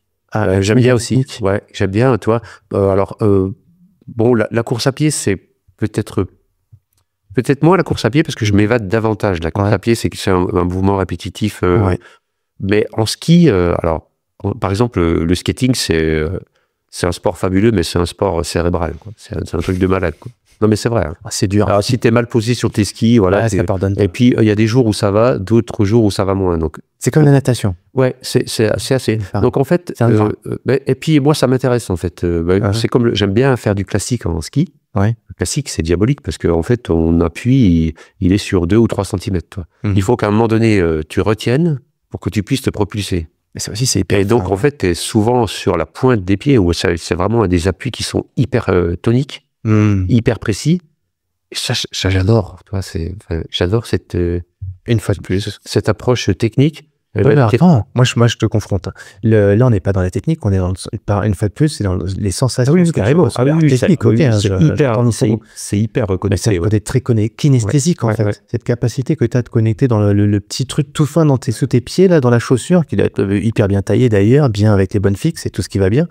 Et là, tu peux te connecter à ton environnement, pour le coup, la glisse, le sol, la neige. Ouais, complètement. Ouais. Ben, je reviens juste à la séance que j'ai fait ce matin, donc en ski avec les pots. À un moment donné, il y a sur le téléski que je monte là, il y a une pente qui est un peu plus prononcée que la moyenne de la pente. Et ça dure une vingtaine de mètres. Et en fait, la première montée, bon, je la passe, je me trouve moyen. Allez, je redescends, je me dis, allez, il faut que la deuxième, faut que ça se passe mieux. Au niveau de l'accroche, toi, des appuis, machin. Donc j'étais en vitesse, hein, là. Donc, et donc le deuxième passe, c'est encore moyen, donc je me reconcentre encore et je change encore de position et tout ça. Et moi, je suis un peu, alors je ne veux pas dire omnibulé par la technique, mais tu vois, ce que je veux dire par là, c'est que souvent, même dans des entraînements, tu veux toujours essayer de trouver la solution pour passer c'est pas un cap, si tu veux, mais voilà, il y a des conditions, les conditions sont là, tu trouves moyen, et puis après, tu te dis, non, il faut que je fasse autrement pour que ça aille mieux. Et au bout de la 5 ou 6e, ça y est, ça passe. C'est passé parce que j'ai changé les choses, toi. Et ça m'intéresse vachement, toi. C'est pour ça que je te dis, la technique, moi, ça m'anime, en fait, parce que... Comment tu fais pour enregistrer ce moment-là après? Parce que tu vois, des fois, c'est futile. Ça arrive, je l'ai, puis c'est pas barré après. Et pourquoi c'est passé? Comment là, comme ça, je l'ai. Comment tu fais un arrêt sur image et t'enregistres ça dans ton disque dur? Mais après, ce qui est très difficile, surtout en ski, c'est qu'il n'y a jamais les mêmes conditions de neige. Parce que là, par exemple, ce matin, il y avait de la glace un peu striée parce qu'il y avait une machine qui était passée, et puis après, une toute petite couche de neige dessus. Et en fait, la pente était vraiment raide. La première montée, je l'ai passée, mais vraiment... presque en marchant, parce que je n'accrochais pas, quoi. Je me dis, il faut absolument que je la passe en courant, enfin, en ski, en allongeant la foule. Et donc, il m'a fallu plusieurs tours pour comprendre comment j'allais m'y prendre. Mais j'ai trouvé... Et t'as aimé ça? T'aimes ça? J'adore.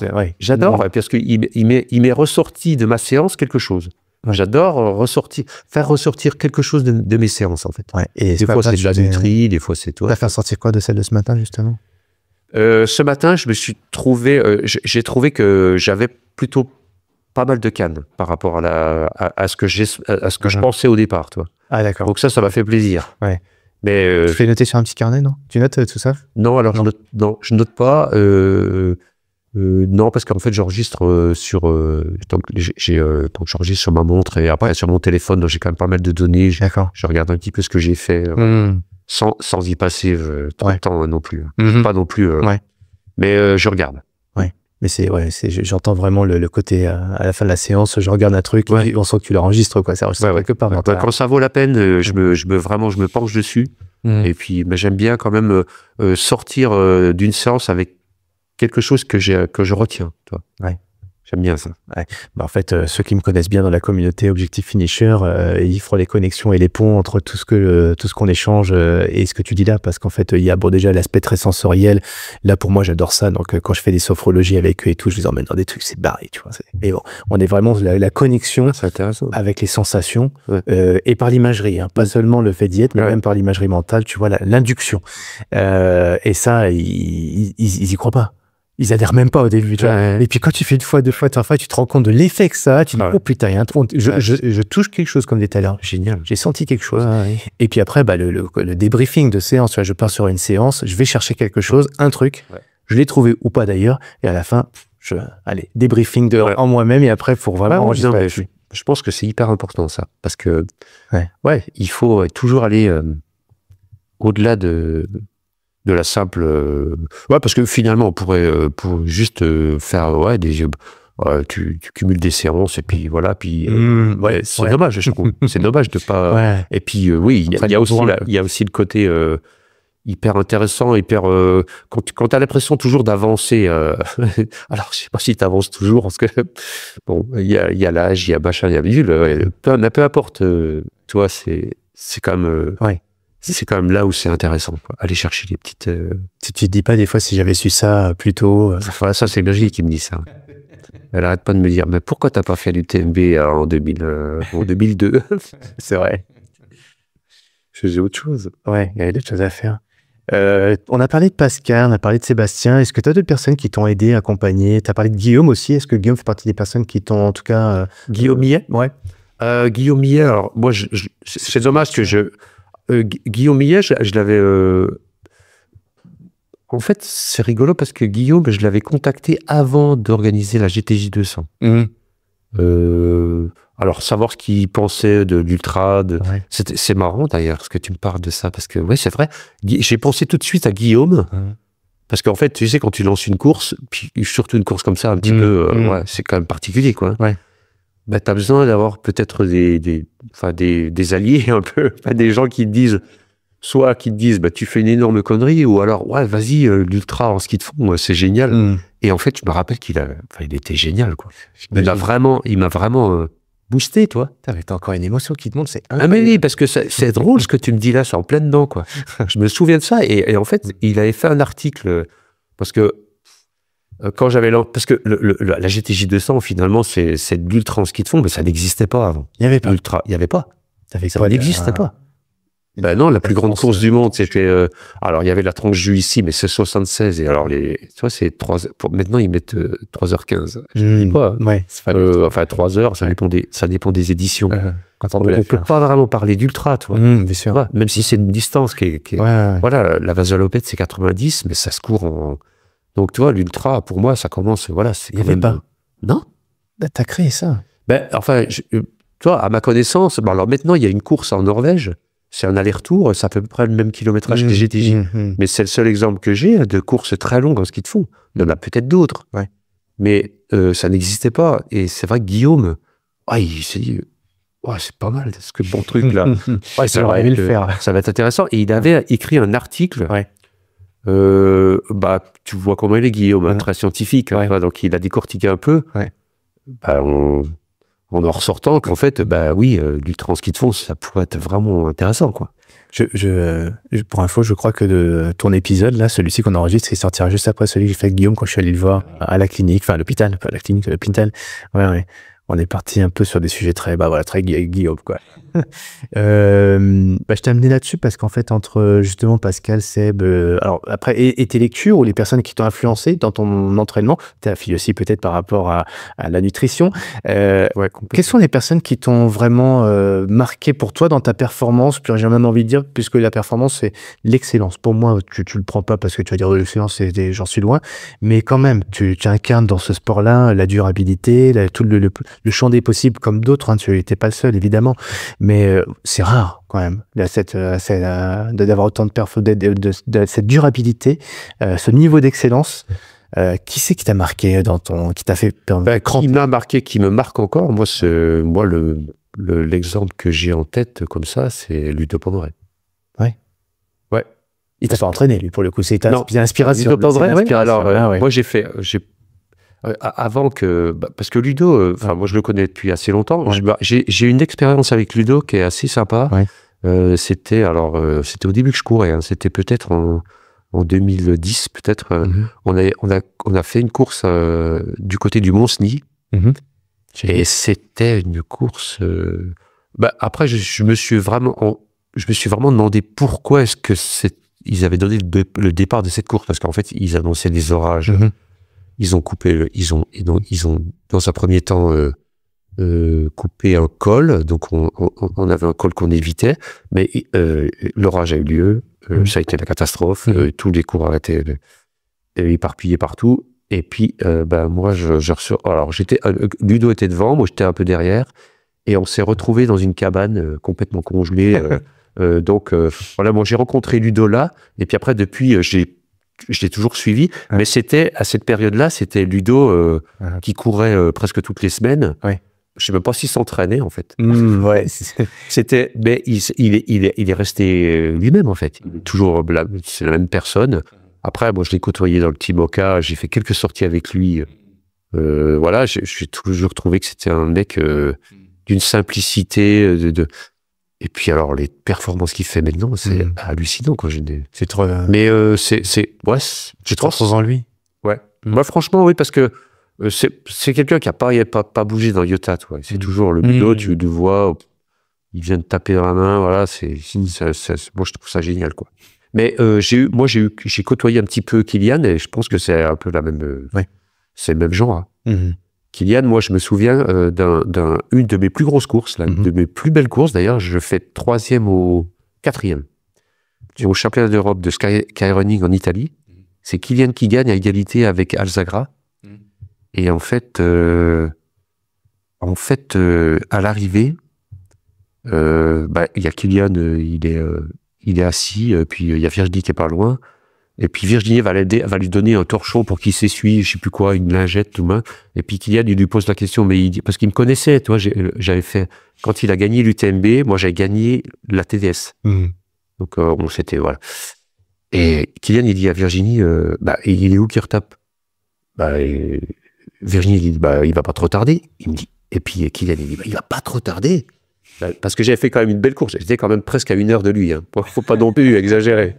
Mais ça l'a tellement surpris qu'en fait, que j'arrive à la 4e place, il s'est levé et il est allé m'accueillir sur la ligne. Et ce moment, il est exceptionnel parce que bon, tu vois, Kylian, je pense, je le connais pas super bien, mais ça se voit, c'est un mec hyper abordable et puis qui reste lui-même. Moi, ça me suffit, toi. Je veux dire, c'est des gens. Mais François Daen, il est pareil. François, il m'a appelé avant de faire le Tour des Géants. Parce que toi, quand toi, tu l'as fait. Ouais, et cette année-là, avant qu'il fasse cette année le Tour des Géants, il m'a appelé au téléphone. Lui, avant qu'il le fasse, pour avoir ton ressenti. Alors, il voulait pas des conseils, il voulait pas mais il voulait juste savoir un peu mon vécu sur le Tour, ce que j'en ressortais, tout ça. On a discuté pendant 3/4 d'heure. C'est pareil, François, c'est un mec.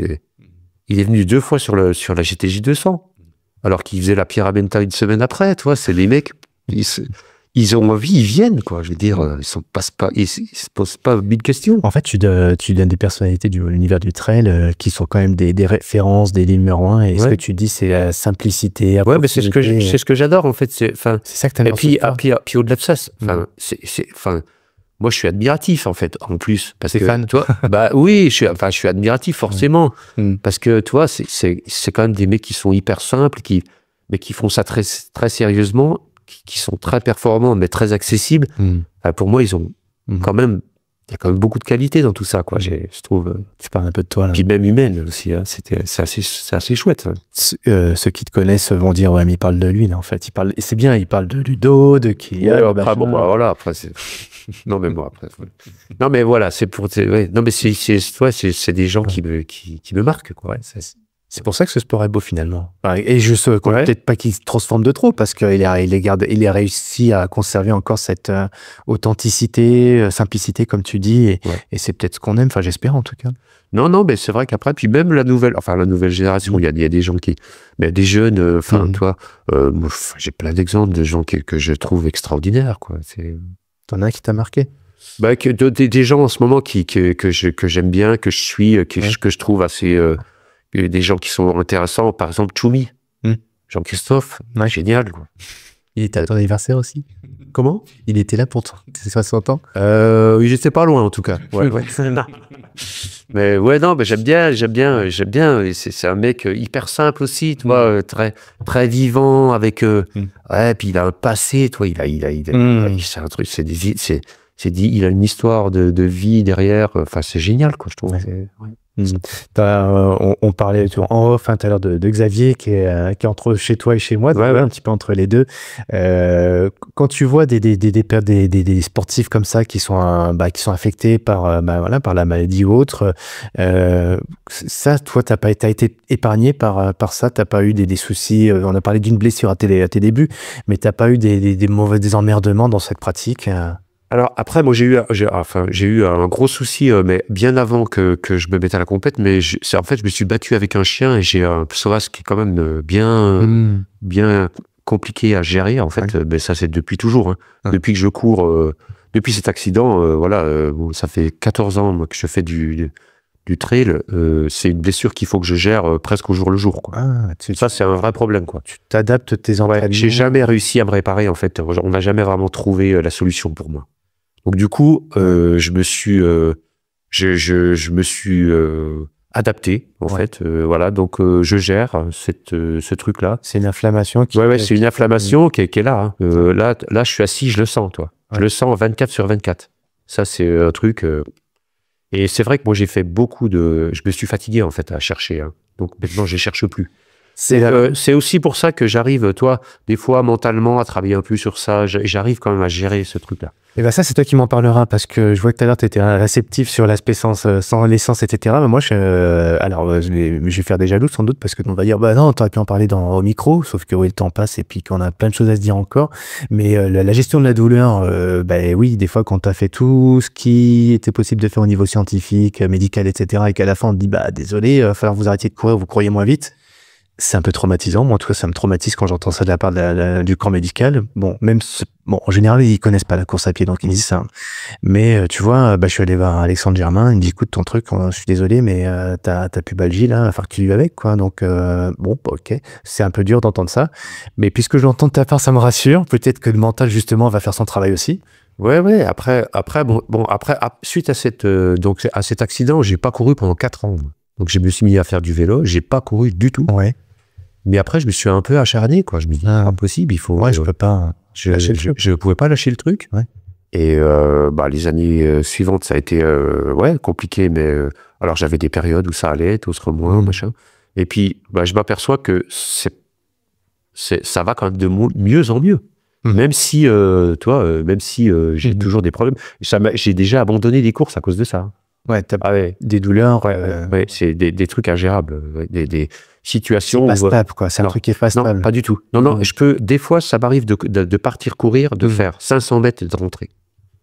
Parce que mais là, tu forces pas. Là, non. Ça, c'est je me dis, c'est mort. Là aujourd'hui, c'est pas la peine. Ouais. Et pareil, une fois de plus, apprendre à te connaître, sans les choses à accepter. C'est ça, donc moi, je l'ai accepté, en fait. Ouais, c'est ça. Donc, pas forcément. Après, je mets pas mal de choses en place pour... par exemple j'ai des étirements qui fonctionnent très très bien. Des étirements. Ouais. Non, mais je le dis pour ceux qui ne croient pas. De la mobilité, comme Sébastien. Sébastien nous corrigerait, il ne dirait pas des étirements, de la mobilité. Plutôt de la mobilité, donc ça, j'en fais beaucoup aussi. Voilà, alors moi, je parle d'étirements, c'est peut-être un peu... Oui, c'est plus de la mobilité, on va dire ça comme ça. Tu fais quoi, par exemple? J'ai 3-4 exercices que je fais tous les jours, mais vraiment qui sont spécifiques à cette blessure-là, et qui m'aident, en fait. Le matin, au réveil, par exemple, non, c'est le soir. Le soir, plutôt le soir. Ouais, plutôt le soir. Ouais. Ok. Bon, moi aussi, je suis content d'entendre ça. Je mets c'est une petite routine. Des routines. Ouais. Mais voilà, oui. Après, voilà, en termes de blessure, oui, c'est à peu près la seule qui me résiste, quoi. Enfin, qui est persistante, quoi. Persistante. Et suite, c'est un accident, quoi. Mais sinon, il m'est jamais... Non, j'ai fait du saut à ski, et j'ai fait du delta, j'ai fait des trucs un peu engagés, j'ai pris des gamelles, mais je me suis jamais cassé quelque chose. D'accord, ouais. Mais tu vis quand même avec ce premier pépin technique qui est là, qui est en toi, et qui fait qu'aussi, ça amène peut-être à faire cette technique dont on parlait tout à l'heure, et de pouvoir adapter tes postures, tes mouvements, tes gestes en fonction aussi, pas seulement de la performance dont tu parlais tout à l'heure en ski de rando, là, quand tu faisais tes gestes, mais aussi par rapport à ce truc qui est là, côté droit pour toi. C'est droit, ouais. Ouais. C'est une sportive d'ailleurs, il y a très longtemps, enfin non, pas exagéré, il y a quelques années, qui m'avait dit, de toute façon, moi je suis handballeuse, tu sais, les genoux, c'est des pattes, on doit faire avec, quoi. Ouais. Ah bon? À 25 ans, tu vois. Wow. Je me dis, merde, t'as 25 ans et quand t'auras 50, mon âge, ben non, il me dit, mais tu sais, dans certains sports, oui, t'as des chocs, et en fait, la douleur, elle est là. Ouais, c'est dur. Et à un moment donné, t'apprends à, faut pas être fataliste. Ouais. On peut pas dire, parce que sinon, pour le coup, le mental, là, si t'es fataliste, ça y est, tu t'es programmé à avoir mal toute ta vie. C'est pas ça l'idée. Il y a une sensation qui est là dans ton corps. Tu la mets à l'endroit où tu veux, quoi, et tu vas agir aussi. C'est toi qui es maître de ton corps, donc c'est clair. Ça, c'est ce que j'entends dans ce que tu dis. Ouais.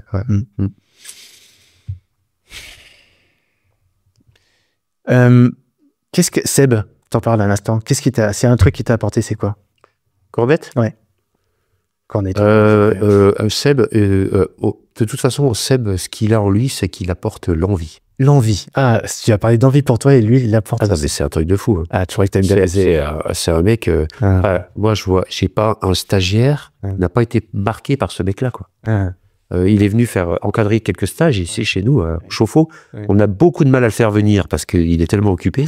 Bah alors, quand il est là, c'est un régal, quoi. Ouais, oui, les séances, elles passent crème, comme Non, ouais, l'envie, non, mais après, au-delà de ça, bon, bien sûr, il y a l'envie. Non, je suis content d'entendre ce que tu dis, parce que tu aurais pu parler de non, mais après, l'exercice. Et puis, alors après, il a une connaissance, parce que lui, je pense que c'est quelqu'un qui est vraiment documenté, quoi.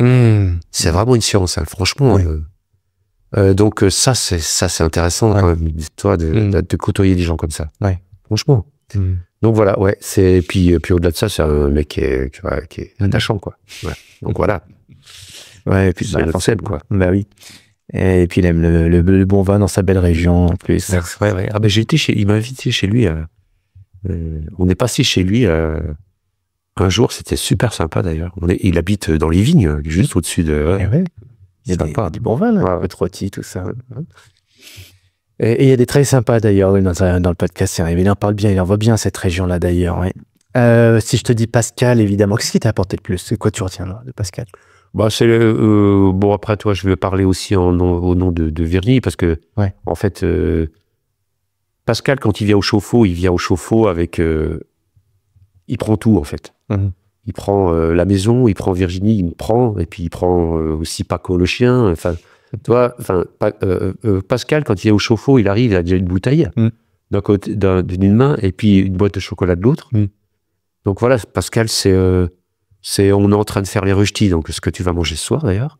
Et c'est une spécialité comtoise, les röstis. C'est suisse à la base. C'est une préparation à base de pommes de terre. C'est plutôt un repas de paysan, toi. À la base, ce plat-là, il était consommé à 9h. Au moment du petit-déj, toi. Mais ce qui était rigolo, c'est que, il y a quelques années en arrière, peut-être 50 ou 60 ans, les paysans, ils déjeunaient pas le matin. Ils buvaient un café et ils allaient s'occuper des bêtes. Et c'est seulement à 9h qu'ils venaient casse-croûter. Plutôt des bases salées, toi. Au jambon, saucisse. Puis du coup, je sais plus ce que je disais, en fait. Les röstis. Ouais. Donc voilà, Pascal, il venait en cuisine, et puis on sortait le petit coup de blanc, et puis on cuisinait les röstis. Parce que ça se cuisine à la poêle, ça cuit très longtemps, enfin voilà, c'est un truc. Et voilà, son plaisir, c'était de venir en cuisine, d'être discuté avec le coup de blanc, toi. Pascal, c'était humainement quelqu'un qui était très important pour nous, en fait. Mais tous ceux qui l'ont côtoyé disent la même chose que toi. C'est fou quoi, que les gens marquent autant. Ah oui, il est là tous les jours. Il est là dans notre vie tous les jours. C'est incroyable, quoi. Le peu que je l'ai eu, c'était une intensité incroyable. En fait, c'est ça le truc. En fait, c'est que tu croises des gens dans ta vie et tu parles de Sébastien. Il y a une intensité dans la connexion, dans l'émotion, dans le moment présent. C'est vrai ce que tu dis. C'est vraiment exactement ça. C'est des gens qui ont vraiment, je sais pas. Il n'y a pas beaucoup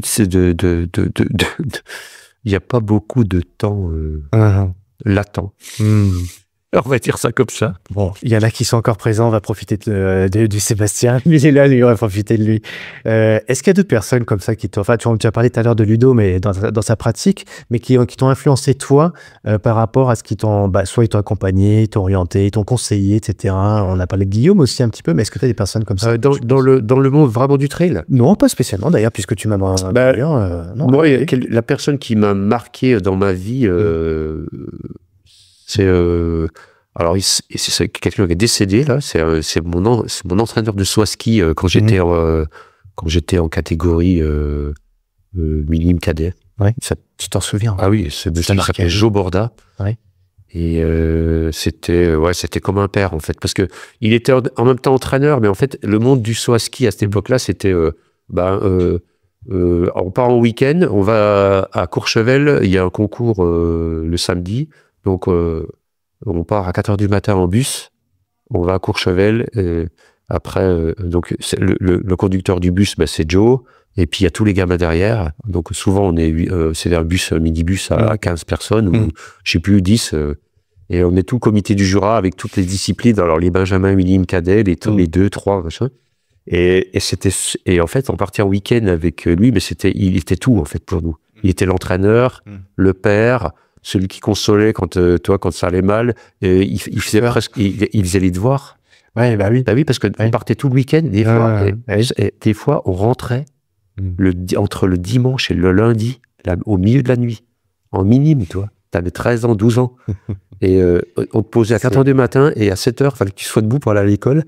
Et à midi, il fallait qu'il fasse soit fait, quoi. Tu vois? C'était un truc de fou.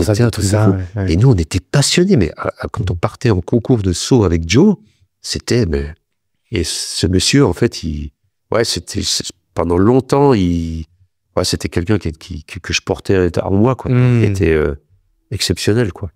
Par contre, il était dur, hein. Ah, j'imagine. C'était un entraîneur, toi. Et je veux dire, si tu ratais 2-3 sauts d'affilée, tu prenais une sacrée avoinée.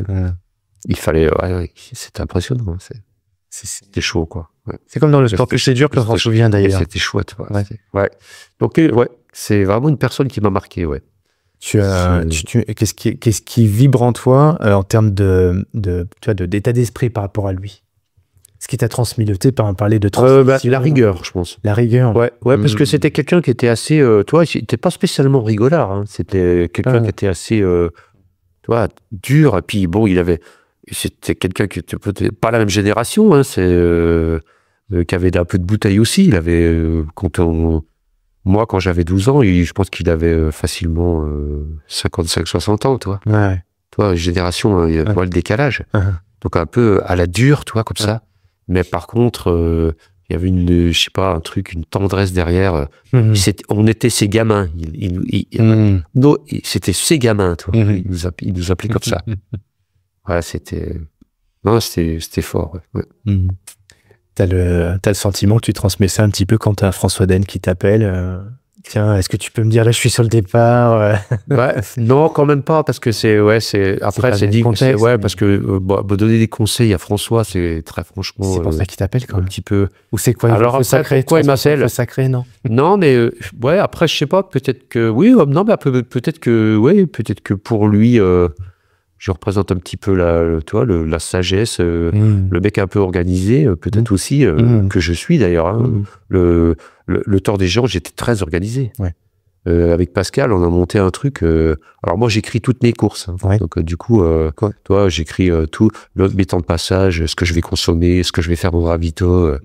Voilà, donc puis après, Virginie, elle adapte, évidemment. Mais le Tour, en fait, c'est plus compliqué que ça, parce que le Tour, il y a les nuits, il y a le sommeil, il y a le vestimentaire, il y a savoir quel temps il fait en haut alors que tu es en bas, quel temps il fait en bas alors que tu es en haut, comment tu vas arriver en bas. Enfin, toi, rien que le vestimentaire, c'est c'est hyper compliqué, quoi. Parce que des fois, par exemple, tu es à Donas, à 400 mètres d'altitude, si tu passes, normalement, les meilleurs, ils passent à 11h, donc tu es déjà 11h midi, t'es déjà souvent, mais il fait très chaud à Donas. Et après, quelques heures plus tard, tu vas monter à 2007. Et il peut faire un temps de chien là-haut, au refuge Koda, là. Donc, tu vois, tout ça, si tu l'anticipes pas, tu peux vraiment t'arriver des gros problèmes, quoi. Donc, tout ça, toi, et je pense que, François, il est aussi comme ça, très organisé, mais forcément. Hein. Et donc, du coup, je pense qu'il a écrit sa course aussi. Du début à la fin, et puis peut-être qu'il voulait aussi, comme toi, j'avais quand même l'expérience du Tour, je l'ai quand même fait 2 fois, donc mais c'était dans la discussion, toi, c'était pas voilà, mais c'était en tout cas intéressant. Ça fait partie des courses qui t'ont marqué toi intérieurement. Carrément. Oui. Non, mais franchement, oui. C'est des expériences.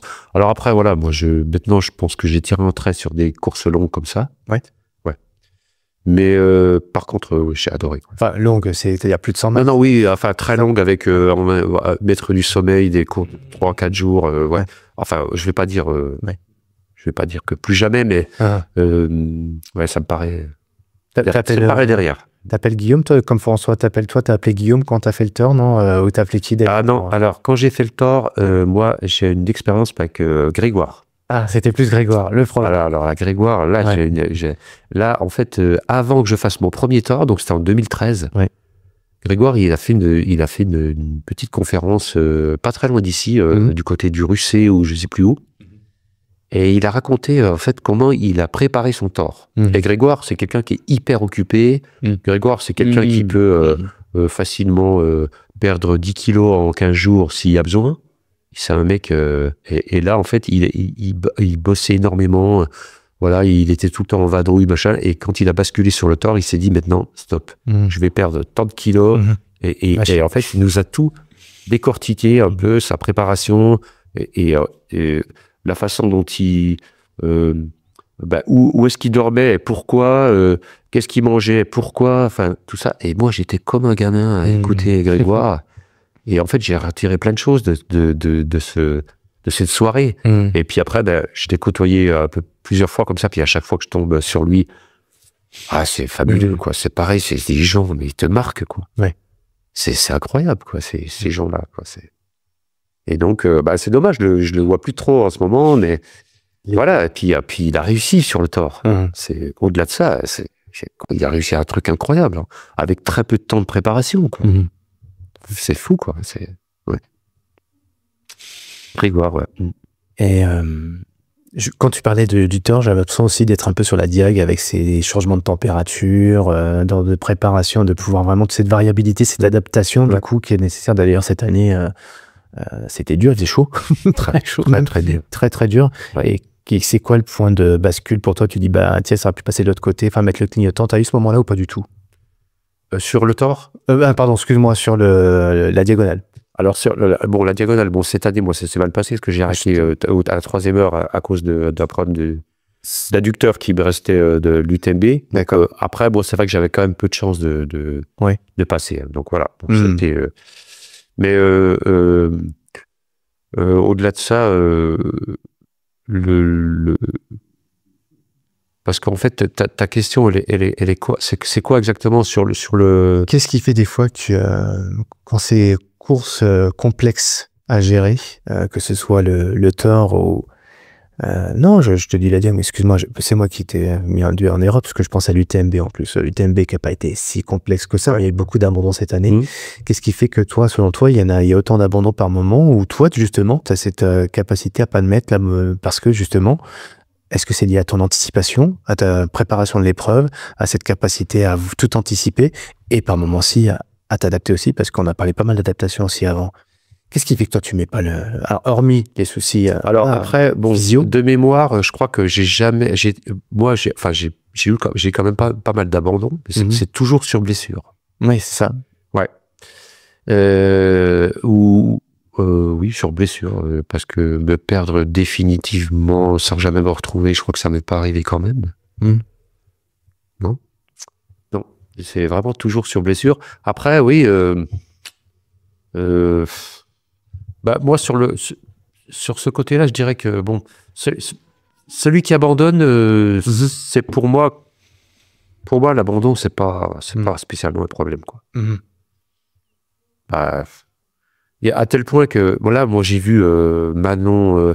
Alors, moi Manon, par exemple, elle a fait l'UTMB, elle s'en est sortie, elle est allée au bout. Mais je pense, comme moi j'étais dans la course, donc j'ai pas vu Manon. J'avais un peu des infos de Virginie quand je courais. Je demandais régulièrement des infos de Manon, mais j'avais pas les détails, quoi. Mais comme me décrit Manon. Par exemple, à l'arrivée à Valorcine, moi, je pense que j'aurais presque eu envie de l'arrêter maintenant. Parce que j'arrive pas à l'avoir souffrir. Moi, je pense que ça aurait été compliqué, quoi. Mais la diag, ça a été un petit peu différent parce que Manon, elle était un peu dans la souffrance aussi. Elle avait quand même toujours ses problèmes musculaires. Mais en fait, elle avait la flamme, quoi. Et elle avait la flamme et puis je sais pas, il y a quelque chose qui me disait qu'en fait elle se faisait pas de mal, en fait. Je sais pas, il y avait quelque chose au fond de moi qui me disait, voilà, elle est en difficulté, mais elle a pas passé, on n'est pas encore sur quelque chose de vraiment, toi, je sais pas, moi j'ai déjà vu Manon, j'ai déjà vu Manon abandonner sur une course vraiment de souffrance, quand elle a fait la Swiss Peak. C'est son premier 100 miles, en fait. Tout allait bien, puis en fait, il lui a manqué peut-être une préparation un peu plus conséquente pour pouvoir faire les 30 ou 40 derniers kilomètres. En fait, finalement, elle a calé, peut-être par manque de préparation, mais peu importe. Mais ce jour-là, en fait, elle n'aurait pas abandonné, je crois que je l'aurais arrêté. C'est pas moi qui l'ai arrêté, j'ai laissé décider. C'est elle qui a décidé, mais ce jour-là, je me dis, mais faut pas qu'elle reparte, quoi. C'est pas possible, quoi. Et je pense que sur l'UTMB, j'aurais été spectateur. À Valorcine, j'aurais eu du mal à la faire continuer, franchement. Voilà, donc moi, avec la souffrance, tout ça, j'ai un peu de mal quand même. Ouais. Moi, quelqu'un que je vois souffrir vraiment, j'aurais presque tendance à lui dire tu veux pas t'arrêter là. Ça me parle, moi, la souffrance dont tu... Enfin, on voit... J'ai essayé d'employer des mots aussi, parce que c'est pas évident. Tu vois des gens qui souffrent et d'autres qui souffrent. C'est chasseurs et mauvais chasseurs et mauvais chasseurs. Alors, est-ce que je veux dire? Non, je vois pas. Les mauvais chasseurs, ils tirent. Les mauvais chasseurs, les bons chasseurs, ils tirent. Tu vois. Mais là, c'est un peu pareil. La souffrance, en fait, moi, j'ai l'image de mon père, en fait. Sans faire d'offense à mon papa que j'aime tant, mais que j'ai aimé tant. Et je le voyais souffrir sur des courses, ça me donnait pas du tout envie, tu vois. Tu vois, souffrir et se faire mal et se dire, je suis allé jusqu'au bout, je suis finisher. Ça tombe bien, l'objectif finisher. Ouais, mais moi, à ta place, franchement, ça me donne pas envie de devoir faire ça. C'est pas beau, c'est pas. Et je trouve pas la beauté, en fait, dans cette souffrance. Et puis, d'autres fois, je vois des gens qui souffrent, comme tu dis, et je vois une souffrance, mais qui est presque belle, tu vois. Alors, là, à l'expliquer, alors là, accrochons-nous. Mais je sais pas si ça vous parle, vous, en tout cas, des fois, alors, vu de l'intérieur, non, je pense pas que quand ça nous concerne, nous, qu'on fasse la différence entre la beauté de la souffrance ou la mocheté de la souffrance. Mais vu de l'extérieur, comme tu dis, des fois, on dit, mais arrête, quoi, ça vaut pas le coup, ça vaut pas la peine, quoi. Ben, toi, j'ai un truc par rapport à ça.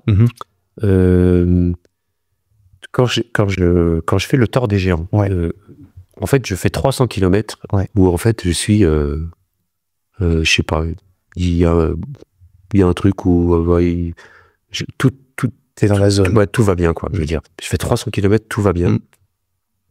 Et j'arrive à Sarribi-des-Bosses. Et Pascal, il me dit, voilà, tout va bien. Tu peux même te permettre de dormir 10 minutes. Bon, je dis, ok, c'est gagné. Banco. Je dors 10 minutes. Et j'étais bien, là. T'as le cerveau. Et donc, du coup, je dors, je repars. Et à partir du moment où je repars, c'est une catastrophe. Et en fait, bon, là, j'avais vraiment de l'avance. J'avais 3 heures sur mon second. Et j'ai fait donc Sarribi-des-Bosses, l'arrivée, il y a, je sais plus, une trentaine de kilomètres, je sais plus exactement. Et j'ai totalement sombré, en fait. Et la course, en fait, là, je reviens à ce que tu disais sur la souffrance et tout. À partir de là, je l'ai fait pas pour moi, mais pour les autres. J'aurais fait pour moi, en fait, j'aurais arrêté la course. Mais je me dis, t'as pas le droit, t'as pas le droit. Tu dois aller, tu dois faire le truc, tu dois y aller. Tu souffres, mais j'ai jamais souffert de ma vie comme ça. C'était un truc complètement dingue. En fait, je me suis éteint et j'étais à fond au ralenti, en fait.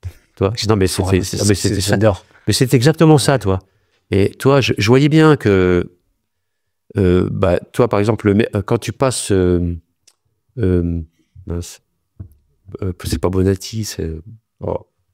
Le dernier col, il est mythique sur le Tour, où en fait tu passes entre deux cailloux.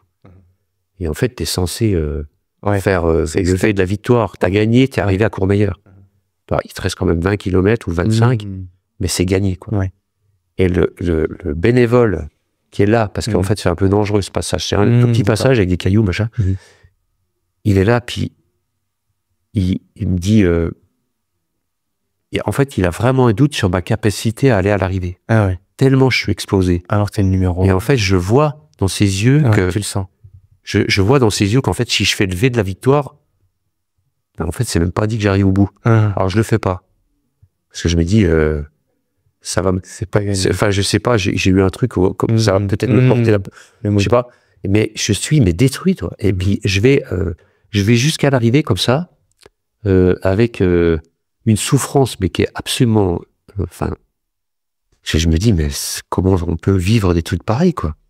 Et en fait, je fais la course en pensant aux autres, en me disant, ils sont là pour toi, il faut absolument que tu y arrives, quoi.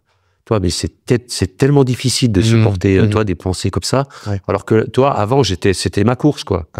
J'étais là, je maîtrisais mon pacing, tout, puis c'était pour moi, quoi. Et là, je cours pour les autres et je suis même pas sûr d'y arriver, quoi. Et là, une fois que j'étais à l'arrivée, après l'arrivée, j'ai fait une déprime, de toute façon. Ça a été une catastrophe. Ça a duré longtemps? Ah ouais, j'ai fait une déprime de 3-4 mois. Hein. Je ne pouvais plus voir les gens sans mettre une paire de lunettes. Là, quand je sors On m'interviewe alors avec une chaise, parce que je peux même plus marcher. Et dès que je rentre à l'appartement, je dis à Virginie, file-moi une paire de lunettes. Et en fait, je l'ai plus quitté jusqu'à la remise des prix. Je ne voulais pas aller à la remise des prix. Ils m'ont dit, mais tu peux pas faire ça, quoi. C'est le tort, t'as gagné le tort, quoi. Mais pour moi, c'était impossible. C'était quoi le sentiment? La honte. La honte. Une honte, mais terrible, quoi. Oh, c'est pas possible. Je me dis, mais comment je vais faire pour me sortir de ce truc-là, quoi. Et en fait, j'ai vraiment plongé, quoi. Mais après, toi, bon, ben, bien sûr, il y a eu le temps passé. Et voilà, après, j'ai quand même réalisé que la course, voilà, je l'avais quand même. Recul. Oui, et toi. Le temps fait son travail. Ouais. Mais j'ai vraiment eu du mal. Mais tout le monde me disait, mais qu'est-ce que tu nous emmerdes avec ton. Mais je ne pouvais pas, quoi, en fait. Ouais. Je pouvais pas, non, je pouvais pas vivre avec ça, quoi. Et avec le tempérament de Virginie, comment elle réagit sur cette période-là, avec toi? Non, mais après, Virginie, étonnamment, elle m'a vachement aidé, quoi. Ouais. Toi, parce que avec le tempérament qu'a Virginie, tu dirais, comme ça, tu dirais, bah non, elle va me secouer tout le jour. Et non, pas du tout, elle a eu raison, en fait. Je vois ce que tu veux dire. Elle a fait le côté un peu, elle a bien vu que j'étais hyper, j'étais vraiment marqué par ce truc, quoi. Ouais. Mais mes enfants, pareil, ma fille, c'est pareil, elle l'a bien compris aussi. Enfin, Louis aussi, mon fils. Mais non, pas de jugement, quoi. C'est étonnant, en fait, mais c'est vrai que ça peut étonner, mais c'était comme ça, quoi. Mais alors du coup, toi, moi, faire la course pour les autres, non, ça va pas, quoi. Ouais. C'est pas possible, quoi. Ouais. Mais c'est vraiment la seule expérience de souffrance pure que j'ai vécue, toi, où je me suis donné un but. Parce que ça aurait été que pour moi, je te dis, j'aurais arrêté. Mais pas. Pour le coup, alors on comprend la première place, machin, tout ce que tu as dit. Mais fondamentalement, c'était pas un but louable c'était pas un vrai but pour toi, c'était pas pour toi, quoi. Ben, certainement qu'il y avait après de toi, peut-être, je sais pas, est-ce qu'en faisant cette course-là, je cherchais pas autre chose, je sais pas, après, parce que finalement, voilà, c'est vrai que tout le monde était pour moi, et puis quand il a fallu, faire le final, et puis je m'effondre, j'aurais pu dire, d'accord, tu t'effondres, mais enfin, vas-y, quoi, c'est pas grave, mais non, en fait, j'ai sombré. Je sais pas. Eh ben, je pense qu'on en reparlera tous les deux de ça. Mais toi, après, bon, bien sûr, après, voilà, j'en reparle avec du recul maintenant. C'est différent. Mais en fait, moi, je suis très curieux. En fait, là, si je te pose la question, c'est pas pour toi, c'est pour moi. Je suis très intéressé. Mais c'est de comprendre un peu ces processus justement émotionnels qui des fois, sont extrêmement forts et vu de l'extérieur, et même un coureur pourrait ne pas comprendre ce que tu dis là, ce que tu vis. Oui, non, mais je peux comprendre que ça soit bizarre. Mais toi, par exemple, le bouquin, en fait, quand je me lance sur le bouquin, je me dis, je vais raconter le tort. Ouais. Pour essayer de sortir de ce truc. Et alors? Jamais, j'ai pas écrit une ligne. Ouais. J'ai raconté le tort 2013, qui s'est très bien passé. Ouais. Qui s'est très bien passé, quoi. Il m'arrive plein de choses, mais je suis dans la course, je rebondis. Voilà, je fais une belle place, je fais 5e en plus, voilà, et donc ce tort-là, c'est tort 2013 pour moi. C'est ton tort. Voilà, c'est le tort que j'ai réussi, quoi. Ouais. Et l'exercice, en fait, d'écriture, quand je me dis, tiens, je vais commencer à écrire, là, je me dis, je vais écrire sur le tort, je vais écrire le tort. Et en fait, j'ai jamais écrit une ligne sur le tort 2015. J'ai raconté plein d'autres trucs, mais pas. Et ça, je sais pas si j'y arriverai un jour. Donc, c'est bizarre. Ouais, je sais qu'il arrivera un jour.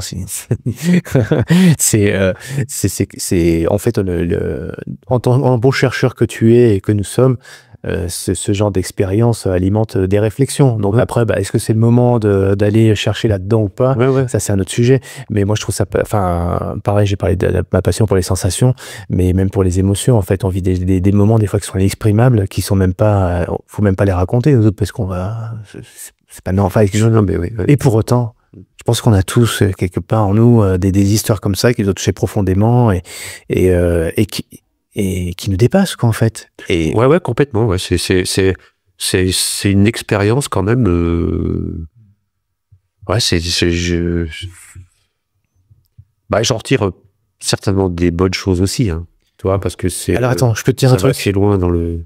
Là pour le coup, Je sais pas si ça t'aidera toi, hein, c'est pas l'idée, ça peut aider aussi d'autres personnes parce qu'en fait j'ai un podcast pas sur Objectif Finisher, un champion de ma vie, avec quelqu'un pour lequel j'ai une grande admiration qui s'appelle Jean-François Noubel et qui m'a dit un jour, en dehors de tout ce qu'on échange ensemble sur tout un tas de sujets liés à la prep mentale, liés à des choses beaucoup plus subtiles, beaucoup plus fines, encore plus profondes justement.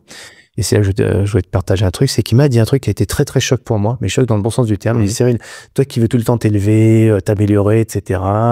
Il me dit à un moment donné, le développement de ta conscience, l'élévation, faut peut-être aussi aller chercher un peu en bas, quoi, tu vois. Et en fait, l'expansion de conscience, c'est pas juste vers le haut, c'est aussi un petit peu dans ces moments un peu sombres, voire très sombres pour toi, que tu peux pas parler pour des bonnes raisons, ça ne te regarde que toi. La vie est faite de chocs émotionnels. Alors moi, c'est plus familial, hein, pour le coup, hein, des choses que je voulais pas parler. Mais à un moment donné, le jour où il m'a dit ça m'a ouvert une boîte, tu vois, et j'ai commencé à écrire, pour le coup. J'ai parlé avec moi-même, en fait, hein. Je parle déjà avec moi-même. Et après, ça m'a permis justement de faire ma propre, entre guillemets, psychanalyse, exploration. Moi, je suis pas psy, hein, moi, je suis plutôt explorateur. Donc, les explorations extérieures, moi, ça me parle carrément quand tu parles de tes aventures. Mais j'aime bien aussi aller explorer l'intérieur avec des choses, peut-être, des fois que je comprends pas, des fois des choses qui sont, tu sais, le côté Jedi très positif. Ah ouais. Et puis des fois, il y a le côté un peu obscur, et ce côté obscur, mais c'est pas grave, il vient en complémentation avec le côté, tu vois, le yin et le yang, enfin voilà, ces trucs-là, on les prend comme on veut. Mais moi, finalement, ça m'a réconcilié en tout cas avec des moments un peu ternes, pour pas dire noirs, de ma vie. Et ça, est-ce que ça va mieux, Cyril? Non, en tout cas, je me sens un peu plus allégé, quoi, on va dire ça comme ça. Voilà, donc je te fais pas mon psy ni quoi que ce soit, mais je te parle juste de mon expérience à moi qui m'a été très utile. Et si tu veux la référence de Jean-François, qui a fait quelques TEDx très très intéressants, très très fins. Ah oui, et puis j'ai un podcast avec lui qui dure là aussi, comme avec toi, tu vois, il dure assez longtemps.